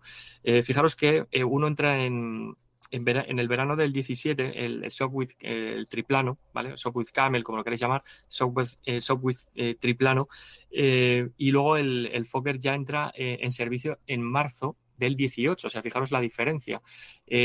Básicamente lo que ha dicho antes, muy interesante Francisco, al llevar tres planos, tres alas, vamos a llamarlo así, te permite hacer unos virajes súper cerrados en comparación a un biplano. Claro, los alemanes con sus Albatros llega esa primavera sangrienta para los británicos en las que se inflan literalmente a abatir aviones. Los alemanes con una sola escuadrilla son capaces de diezmar varias escuadrillas de los británicos y los franceses, porque el Sopwith todavía no está en servicio. Se están cargando aviones que no son, no hacen sombra, no son de la categoría de este biplano del Albatros, que para mí es uno de los mejores aviones de la Gran Guerra. ¿Qué pasa? Que los británicos dicen, bueno, vamos a intentar mejorar aquí esto como sea, y ya introducen este Sopwith, este triplano. Insisto, un avión, simplemente por citar tres datos comparativos para que veáis que no estaban muy dispares el uno del otro, ¿no? Un Sopwith Camel, un Sopwith, vamos a llamarlo así, normal, podía alcanzar la velocidad de 188 kilómetros por hora y un techo de operaciones o de servicio de unos 6.000 metros, cosa que, por ejemplo, el Fokker básicamente podía alcanzar unos 185 kilómetros por hora, es decir, que una velocidad punta muy similar, y luego tenía un techo de operaciones también de unos 6.000 metros. ¿Qué pasa? Que el triplano alemán, por desgracia para los pilotos alemanes, tenía mucha menos autonomía, ¿vale? Ese es el problema que tenían, que a veces se tenían que retirar antes de los combates porque el motor no daba para más, chupaba una barbaridad, entonces tenían menos autonomía.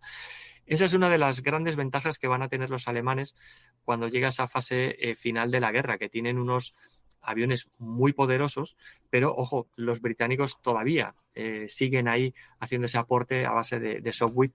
La industria británica, la industria francesa, con el apoyo lógicamente de canadienses y de norteamericanos, se va a ver fortalecida, y la tasa de reposición ni de pilotos ni de aparatos en el bando alemán va a llegar jamás a la altura de los aliados, de los británicos, canadienses, etcétera.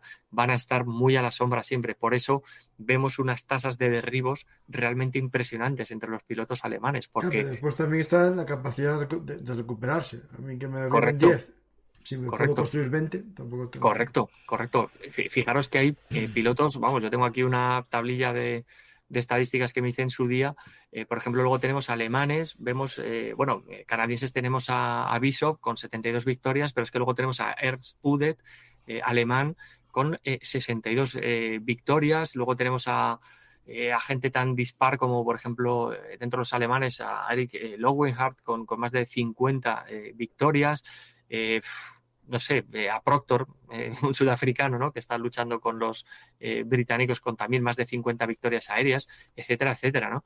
Y luego, por ejemplo, hay gente súper exótica por ahí, pues también con los alemanes, ¿no? Por ejemplo, un piloto que me llamó mucho la atención en su día, que es un piloto que era mitad alemán, mitad venezolano, que es un piloto súper curioso, la biografía de este hombre, que es Carlos Mayer Baldó, también bastante curioso. Y también podemos ver figuras pues muy, muy, muy, muy curiosas, como es el propio Eduard Ritter, también llamado el Caballero Negro, ¿no? Que es, bueno, son figuras ahí que se ponían esos nombres muy, muy extraños, ¿no? Francisco estaba pasando así unas imágenes un poquito abuela pluma del Barón Rojo. No está viendo la gente, es para ver lo Sí, que... bueno, no sabes todavía, perfecto. Nada, simplemente que por ir cerrando un poco el apartado ya de... hemos visto a las máquinas, hemos visto a los hombres, y bueno, pues vemos una de las fotos más icónicas del Barón Rojo, que es delante de ese triplano vestido pues con su uniforme de gala, pero listo para el combate, ¿no? Esta es una imagen que ha trascendido en los libros de historia y que yo creo que es icónica y que nos viene a la mente rápidamente cuando hablamos de la Gran Guerra en el Aire, es el Barón Rojo. Pero ojo, no nos olvidemos que detrás de cada piloto, ¿de acuerdo?, hay una persona, y hemos visto que fallecen con muy, muy, muy poca edad. Sí. Fijaros en la siguiente imagen. Esta es una de las habitaciones en las que acostumbraba alojarse el Barón Rojo, y él tenía la afición, lo mismo que otros pilotos, pues de posar el avión cerca de donde había derribado al enemigo, cortar un cacho de lona con el número de serie, cortar, yo qué sé, pues una parte del avión que le interesase, o incluso hacerse con un motor del enemigo y ponerlo de lámpara en el techo. O sea, cosas que no eran para nada extrañas. Claro, esto está bien cuando luchas en tu territorio, pero claro, también... Claro. Pero cuando aterrizas en el territorio enemigo sería zona de no trincheras, porque si no... Claro, exacto, porque muchas veces la victoria se obtenía más allá de las líneas enemigas. Entonces, claro, pues te la tenías que jugar. Pero bueno, esta gente era amante del riesgo. O sea, sí, la coger ahí la matrícula. Claro, dice, venga, voy a ver a quién me he cargado. Pues nada, este señor. ¿Vale? Luego, por ejemplo, otra de las fotos también icónicas y tristes, ¿no? Dentro de la Gran Guerra, vemos ahí a un grupo de soldados que están rapiñando literalmente el avión del Barón Rojo cuando es abatido por un tiro fortuito que llega de tierra. Bueno, podría estar aquí media hora relatando cómo fue el derribo del Barón Rojo, pero bueno, lo tenéis en el libro, en el capítulo final, al detalle, y cómo se le derriba por un disparo fortuito de tierra, ¿no? Desde una ametralladora, pues bueno, por un sargento, se entiende que australiano, porque allá había en el sector en el que él estaba combatiendo, en aquella primavera de 1918, estaba dominado por los australianos. Entonces, bueno, pues se calcula que había unas 1000 armas disparando en el momento, bueno, no a la vez, lógicamente, pero en las trayectorias que él siguió, se calcula que unas 1000 armas le llegaron a disparar, ¿no? Pues la gente que había allí protegiendo ese sector. Por cierto, el día que lo derriban, es prácticamente la misma hora a la que él consigue su primer derribo, a las 11 de la mañana, ¿de acuerdo? O sea, fíjate qué azares del destino, ¿no? Sí. Ahí tenemos... ya en este momento ya Sí. se habían hecho trípodes o sistemas para que las ametralladoras disparasen hacia arriba en fuego antiaéreo. Correcto, ya se instalaban en posiciones defensivas porque sabían de la importancia que tenía derribar a cualquier aparato enemigo, ¿no? Sí. Sobre todo sabiendo el daño que les podían hacer a los alemanes si derribaban un solo avión, porque no había ya esa tasa de reposición, ¿no? Como bien decía antes Francisco, ¿no? Aquí tenemos otra de esas escenas en las que vemos, pues bueno, a los soldados que están rapiñando el lugar del accidente, ¿no? Insisto que, vamos, yo con algún amigo historiador, bueno, con José Antonio Márquez, también del equipo de Héroes de Guerra 2.0, hemos hablado mucho, largo y tendido de esto, ¿no? De cómo Australia hay muchos museos que tienen piezas originales del avión, del uniforme, con decoraciones de Manfred von Richthofen, porque esta gente se lo llevó a Australia, ¿vale? Prácticamente a cachos el avión. O sea, fijaros cuando se dieron cuenta de a quién habían derribado, ¿no? Pero insisto que en el libro, en el capítulo final de Soldados, Hazañas y Batallas, que podéis encontrar en Amazon mismamente o a través de la página. En la descripción del programa hay un enlace de compra en Amazon. Correcto, pues ahí lo podéis encontrar y veis un poquito pues cómo fue incluso la autopsia que se hizo al cadáver. Bueno, se le hicieron 2 en concreto, cómo se le hace un pequeño funeral con todos los honores militares. Diréis, joder, pero ¿cómo es posible a un tío que ha derribado 80 de los nuestros se le hace un funeral? Bueno, pues porque existían esas leyes no escritas de la caballería entre los pilotos, ¿no?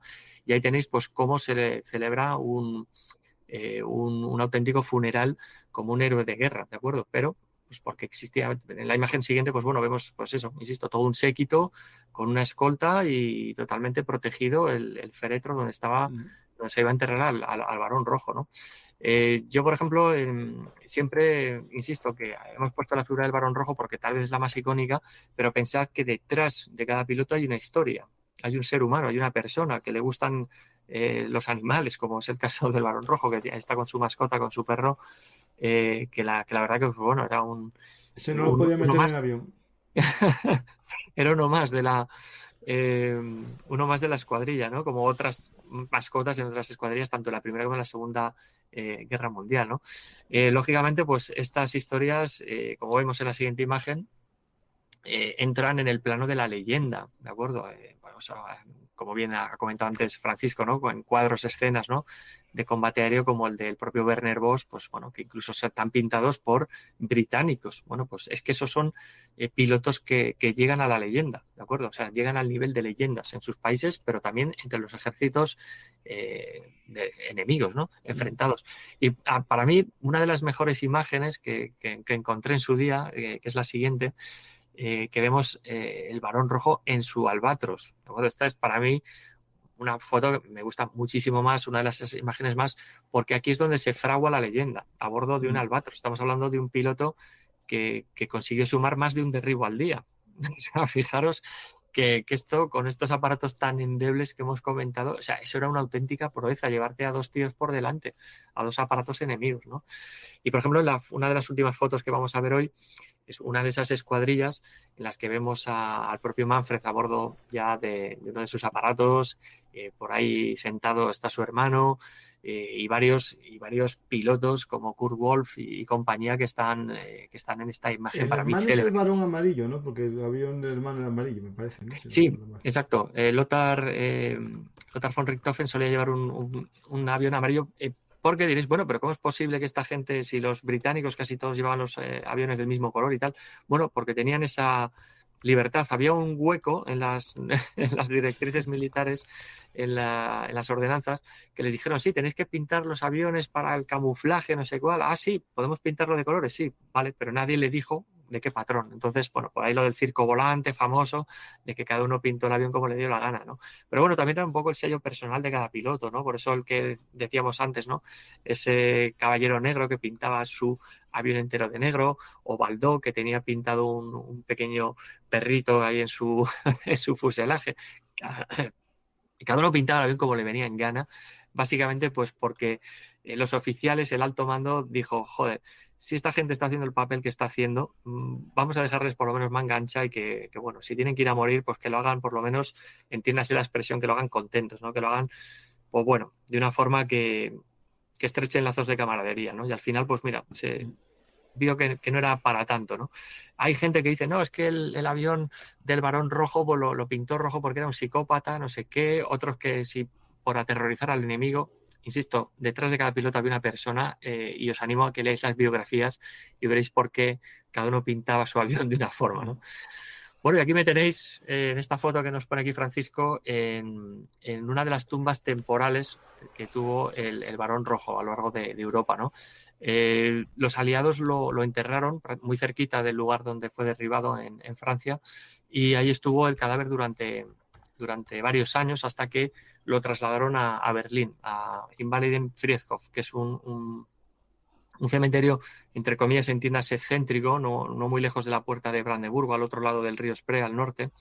Y podéis encontrar una plaquita donde podéis ver el lugar donde estuvo enterrado Richthofen, ¿de acuerdo? Hay una pequeña frase, siempre hay alguna flor, ¿vale? Siempre hay alguien que deja alguna flor por allí y luego veréis un bloque detrás que pone la palabra Richthofen, ¿no? Que da constancia de que ahí se enterró al héroe alemán. Luego, con posterioridad, se le trasladó ya a otro cementerio y, a modo de curiosidad, deciros que este cementerio... Pero en la época del Tercer Sí. Reich tenía una Sí, claro, tumba claro. muy grande, ¿sí? Sí, tengo yo una foto que pone ahí Richthofen, era una leyenda, o sea, es que siguió siendo una leyenda durante años, ¿no? Y como curiosidad, pues decir que ese cementerio pues fue atravesado por el tristemente célebre muro de Berlín, ¿no? Pues bueno, él estuvo en uno de los lados. Y bueno, luego, como ya sabes, Francisco, y muchos de los oyentes y seguidores y espectadores del programa, sabéis mi pasión por el heavy metal desde bien jovencito y también por la aviación. Y bueno, pues aquí tenemos al cantante de uno de mis grupos favoritos, los Maiden, ¿no? Iron Maiden.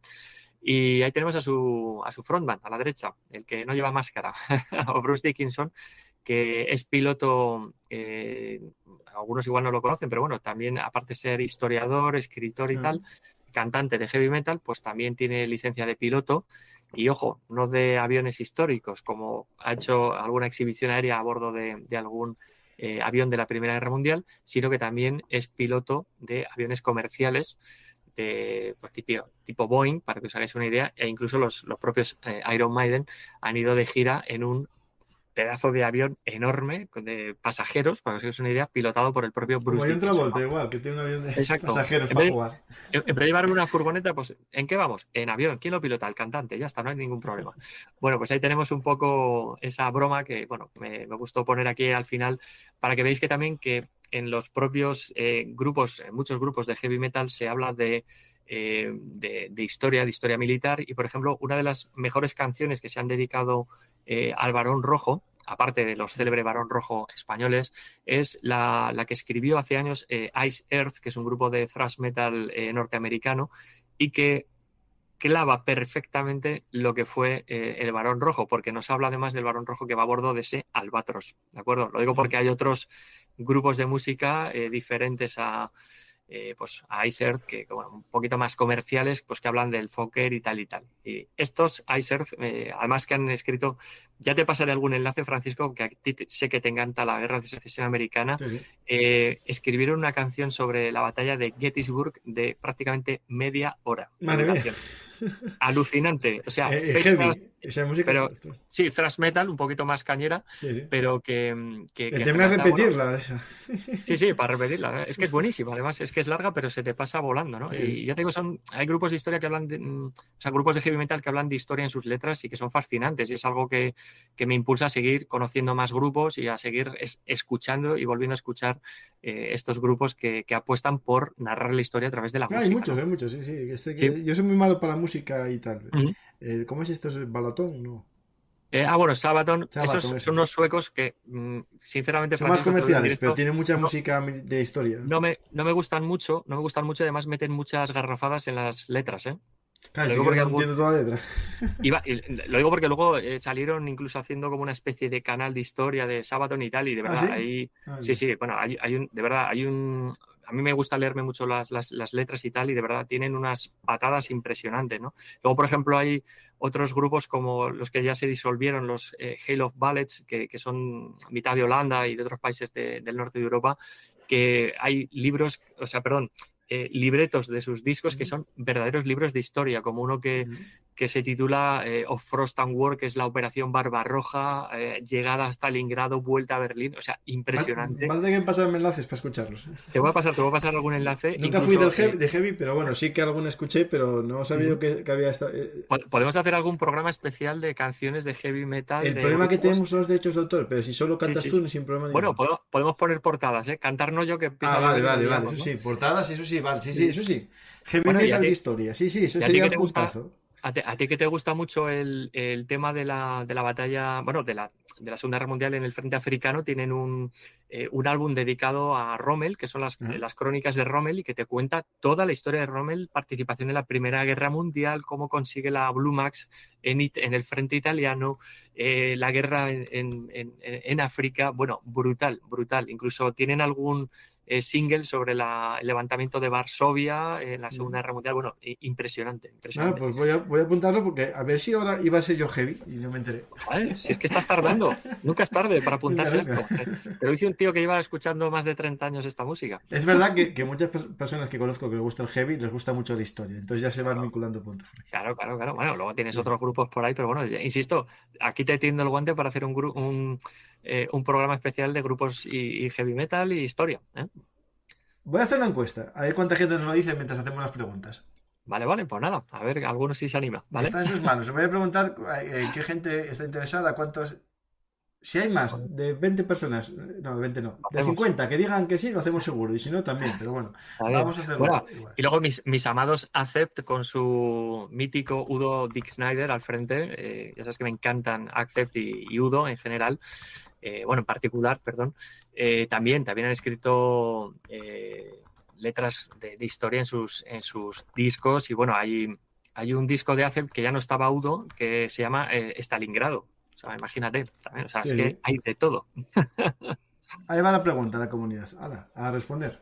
A responder, sí, señor. Hay 200 en directo. 50 que digan que sí. Ahí vamos, Con vamos. 50 que sí, nos lanzamos al ruedo. Yo me ofrezco voluntario. Vale, perfecto. Mientras tanto, hacemos las preguntas. Exacto, exacto. Pues nada, tenemos unos minutitos para Sí, alguna sí, sí, pregunta sí, sí. corta, ¿vale? Que ya sabes que mañana me toca Y, madrugar mucho. sí, sí, ya sé qué hora y por lo tanto, tranquilo. Paco, buenas noches. ¿Cuántas puzzle Merití concedieron entre las distintas armas? Bueno, yo sé que en total 5.400 porque busqué esta pregunta, pero en la Primera Ujú, Guerra Mundial no sé cuántas, la verdad. ujú, ujú. En Esto lo puede aviación, saber mucho tu amigo de 2.0. ujú, exacto, José Antonio Sí, Márquez, sí. que bueno, es un auténtico apasionado de las condecoraciones, podría ampliarnos mucho, pero en aviación, créeme que fueron muy poquitos, Ujú. realmente muy pocos, muy pocos.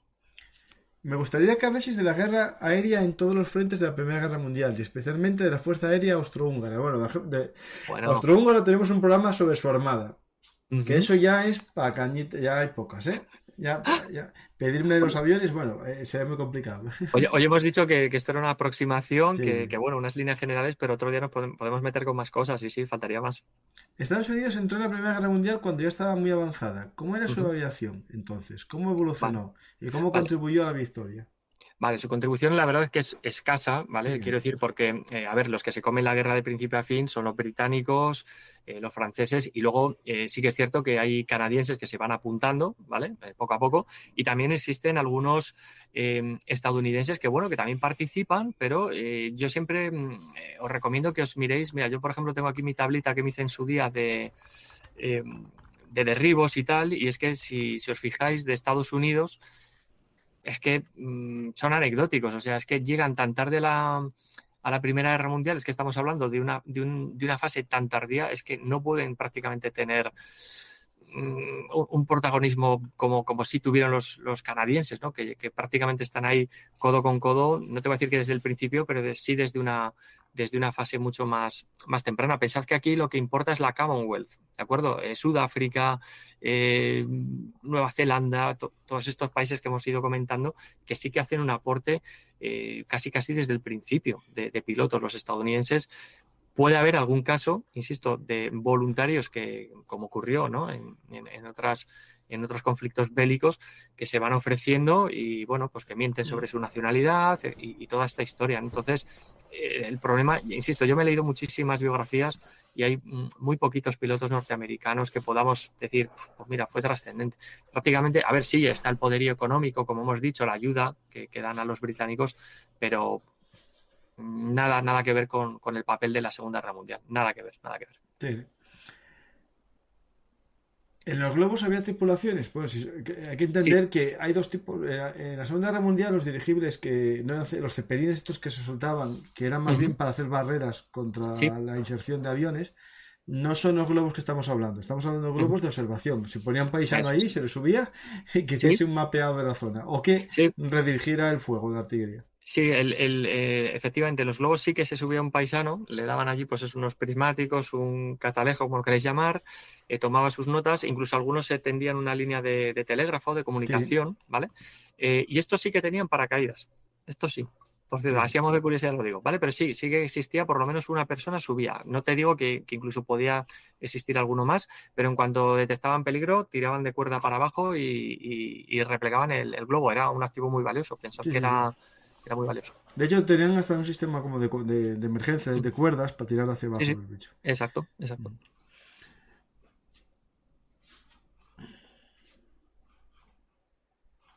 ¿Cómo se sabían los derribos? Pues básicamente por testigos, no valía tu palabra Sí, solamente. claro, claro. Claro, pensad que aquí, lo mismo que en la Segunda Guerra Mundial, se necesitaban testigos, ¿vale? A veces el avión, impepinable, iba un tío detrás de él, lo iba persiguiendo, lo ametrallaba, el avión podía estallar en pleno vuelo, el motor, entiéndase, se podía partir un ala, caía, pero el avión que lo derribaba prácticamente, que tomaba nota el piloto del lugar y luego confirmaban si, por ejemplo, eran las líneas propias, pues en base a otros testigos, a otros pilotos, o en su caso tiraban de oficiales que estuviesen en tierra, que hubiesen visto producirse el derribo, ¿vale? Luego sí que, a ver, hay mucha polémica en este tema porque los ejércitos también eran muy curiosos, ¿no? Porque decían que solo contaba el avión derribado en las líneas, dentro de las líneas propias hacia nuestro terreno, es decir, las victorias defensivas, no ofensivas. O sea, los ejércitos cada uno tenía su forma de computar, ¿vale? Por eso, luego también para inflar las del líder de la escuadrilla de turno, pues básicamente que otros pilotos hacían el trabajo sucio y el líder remataba el avión de turno cuando ya estaba tocadísimo, ¿no? Entonces, también se entiende, ¿no? Un poco la mecánica a veces del juego. Pero sí que es cierto que, por ejemplo, pilotos como Manfred von Richthofen y todos estos que llegan a la fase final con muchísimas victorias, es porque eran pilotos muy astutos y que solo atacaban cuando sabían que tenían la victoria en la mano. O sea, también entendés esa mentalidad de piloto. Sí. ¿Por qué no había camuflaje para aviones si ya se tenían uniformes para infantería de color? ¿Mira más fuerza? Vale, básicamente porque es un avión que se está, la aviación, perdón, es un elemento que se está desarrollando, ¿de acuerdo? O sea, esto no es como un carro de combate que lo puedas pintar más o menos porque sabes que va a estar en la naturaleza, ¿vale? Lo vamos a meter entre un bosque, lo vamos a meter entre el campo, etcétera. En este caso, los aviones, sí que es cierto que en la Segunda Guerra Mundial, si os fijáis, ya van con la base más clara para confundirse con el cielo. Si están, por ejemplo, en el frente africano, si le vemos desde arriba, va con un moteado característico. Aquí no, aquí el avión son colores muy, si os fijáis, muy castrenses, caquis, marrones, verdes, etcétera, etcétera, hasta que, bueno, pues llega gente como Bueno, el Escuadrilla del marrón es Barón para el Rojo. barro de esa zona y el verde también está bien. Claro, o sea, son aviones pintados pues muy con los usos habituales incluso de la infantería, pero esa base, o esa parte baja de las alas o del fuselaje de azul para confundir con el cielo, pues todavía no se había llegado a ese grado de perfeccionamiento. Pensad, insisto, que estamos en una aviación que está en desarrollo, todavía está en desarrollo hasta en el año 18. Pero es verdad que algunos van de colorillos porque, bueno, también es para atrevimiento, ¿no? Demostrar que no tienes miedo a la muerte. Y otros van, a lo mejor los de exploración sí que era lógico que fuesen de camuflaje. Exacto, claro, ya los de exploración son aviones muy lentos. Y los de caza ya saben dónde van. Exacto, los otros ya van al lío. Casi, sí. Pues vamos a ver las últimas preguntas. Venga, vamos a por las últimas. ¿Cuál fue el mejor aparato por bando del conflicto? Yo creo que lo dijiste los dos. Sí, a ver, yo me quedo con el Albatros, A ver, esto es muy subjetivo, ¿vale? Si nos ponemos a tirar de datos, mecánica, tal, pues hombre, cada uno podemos tener nuestra opinión. Yo por lo que significó, tanto en el bando de las potencias centrales alemanes, me quedo sin duda con el Albatros D5, el con el que se infló a cosechar victorias el Barón Rojo, por una parte, y por otra parte, a ver, el Spad 7, el Spad 7 es un gran avión, pero para mí por la innovación que esto ya en los aliados, ¿vale? Británicos, franceses, tal, por lo que supuso la revolución del concepto del triplano, el Sopwith Camel, el Sopwith británico Telida, ¿no? Ese triplano por la innovación, ¿no? Y también por las prestaciones, ¿no? Pero me quedo eso, con el Albatros en un lado y con el Sopwith en otro. Pero ya, insisto, cada opinión es tan respetable como la mía, como la de Francisco, como la de cualquier otro. La última es una pregunta que yo redirijo a un programa. Preguntan si es verdad que fue en la Primera Guerra Mundial cuando se usó el primer dron. Y es cierto, tengo un programa con Joaquín Garrido, Historia de los mal llamados drones. Y aquí se habla del primer vuelo un poco teledirigido, sí, ya se usó. Por lo tanto, ahí no es nada nuevo. De hecho, tengo que seguir con la serie, porque tenemos la Segunda Guerra Mundial y queríamos seguir con Corea. Vamos a ir. Que en Corea ya había los drones de ahora, estos que más o menos el mismo formato ya. Pues, Daniel, muchas gracias por todo. Además, por el fallo que tuvimos ahí de conexión y al final te lié pensando que era mañana, era hoy. No pasa absolutamente nada. Ya sabes que nos lanzamos al ruedo y como dirían en el conflicto posterior, vista suerte al toro, ¿no? Y quedó bien, tú tranquilo, que parece que eso estaba todo planeado. Vamos a ver la encuesta. Ahí está. Esto lo que nos interesa, Francisco, como siempre, es divulgar historia, hacerlo ameno, hacerlo divertido. Si os habéis fijado, como siempre, apuesto por esa faceta humana de cómo el ingenio, en este caso, pues va evolucionando las máquinas, la forma de hacer la guerra, etcétera, ¿no?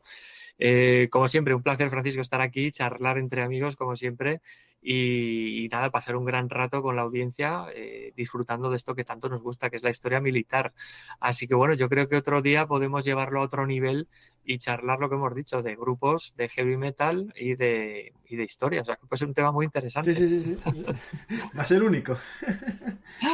Pues voy a cerrar la encuesta y bueno, casi te voy a decir que sí, porque hubo 50 votos, Ujú. 86% que sí, Bueno, bueno, por lo tanto, mayoría aplastante, ¿eh? Mayoría sí, aplastante. sí, sí, estamos ahí, estamos ahí. Bueno, bueno, bueno. Pues se puede hacer algo, ¿eh? Se puede hacer algo. Pues ahí apúntalo y vamos viendo. Sí, sí, sí, sí. Perfecto. Pues Tú vas a mientras no ver me que pidas hablo. cantar, no pasa nada. No, no, no, yo me niego a cantar, me niego a cantar. Yo os recomiendo discos y lo que queráis, ¿eh? Tocar la guitarra eléctrica ya sabes que sin problema, pero lo que es la voz, Y en vas el viendo un ámbito poco privado. explicando la letra y viendo que lo que hay de verdad y mentira en alguna canción. Pues sería Perfecto, sí, sí, interesante. Pues lo perfecto. apunto, vemos fechas para ese programa, porque ya sabes Genial. que esto yo tardo en dar fechas porque me lío mucho y ya Lo sé, me lo sé, estoy lo sé. liando demasiado. Pero bueno, igual de cara al inicio del curso Sí, y esa tal, buena que fecha, es sí, sí, justo cuando yo, sí, un sí. poco desenfadado, un programa un poquito de calentar motores para lo que va a venir en la próxima temporada de Belum Martis, puede estar genial, puede estar genial. Perfecto, pues muchas gracias Daniel. Siempre tus programas son muy amenos. Aconsejo a la Muchas gente que gracias. busca Daniel Ortega, Ven un Artist y va a salir los que hicimos, muchos. ¿Mm? Sobre aviones hicimos aquel de Águilas Azules. De Escuadrilla eh, Azul, eso es. sí, que quedó muy bien. Y después los que tenemos también, por ejemplo, sobre la batalla de Berlín, que quedó muy bien. Y muchos más. Ya son Ujú. tantos que ni me acuerdo. Bueno, oye, me he puesto una camiseta especial, Francisco, a ver si la puedes ver, con el logo de V. Ah, bueno, sí, sí. ¿Por qué? Porque esto ya es la revolución en la aviación. Esta gente viene en naves espaciales, ¿eh? Hombre. Bueno, yo, uno de mis primeros amores de mi vida fue Diana, me parecía muy guapa. Madre mía, te las buscas peligrosas, amigo. Sí, pues, y después también me gustaba Yuri también, o sea, rubia y morena. Bueno, bueno, pues he hecho así un poco la broma porque, a ver, hoy hemos hablado de los orígenes, ¿no? Mm. De esto de la aeronáutica, bueno, de la aviación en concreto. Así que, bueno, así en plan coña, pues nos despedimos haciendo alusión a esa gran serie donde vemos aparatos voladores de todos los colores, ¿eh? Así que, bueno, espero que hayáis disfrutado mucho. Yo me lo he pasado genial y de verdad mando un gran abrazo a Santiago y a todo el equipo de alumnos de aquel curso de 2018 de primero de la Universidad de Valladolid de Historia, del grado de Historia, por aquella gran labor que hicieron y porque, Francisco, gracias a chavales como Santiago y compañía, pues nuestra labor de divulgación parece que tiene cierto sentido, ¿verdad? Mm. Que Sí, sí, si sí. no, pues no haríamos todo esto. Sí. Eso es lo bueno que tiene gente que se apasione por la historia, Uh -huh. gente que disfrute de la historia y gente que aprenda de la historia para no repetir los errores o al menos cuando se repitan darse cuenta. Pues Exacto. hablando de naves espaciales, aconsejo a la gente ver el programa que hice hace poco con Ricardo Ortola, Carrera Espacial, la batalla por el espacio. Un Uh buen -huh. programa que invito a verlo porque no tuvo mucho éxito, la gente se me centra solo en algún tipo de programa y este necesita un empujón. Verlo, que os aseguro que os va a gustar. Carrera Espacial, te va a gustar, Daniel, seguro. Lo echaremos un vistacín. Sí, sí. Ahora que ya sabes que ando con un poquito mejor de tiempo. Pues ahora también puedes aprovechar el verano, Uh tomado el -huh. sol y escucharlo en formato podcast. Genial. Pues muchas gracias a ti, Daniel, por todo. Y me despido del público, como siempre, recomendando el libro de Soldados y Hazañas, ¿no? Uh -huh. de Daniel, que está el enlace de compra aquí en Bellum Artis, ya que es difícil a lo mejor conseguirlo en librerías. A lo mejor lo podéis encargar, pero si no Sí. está en Amazon. Uh -huh. Y ahí está el enlace de compra a todos los libros de Daniel. O sea que podéis animaros a ver el resto de libros que tiene Dani, que son muy interesantes. Como siempre, daros las gracias, recomendaros que si os gusta Ver un Artis, os suscribáis también a Ver un Artis Actualidad Militar y Geopolítica, el nuevo canal. Y nada más, hasta la próxima historia hablada aquí en Ver un Artis, el lugar de encuentro para nosotros los apasionados de la historia. Hoy volamos en un albatros y hemos tenido un buen aterrizaje, no os preocupéis, no caímos sobre las trincheras de Flandes. Muy bien. Hasta pronto.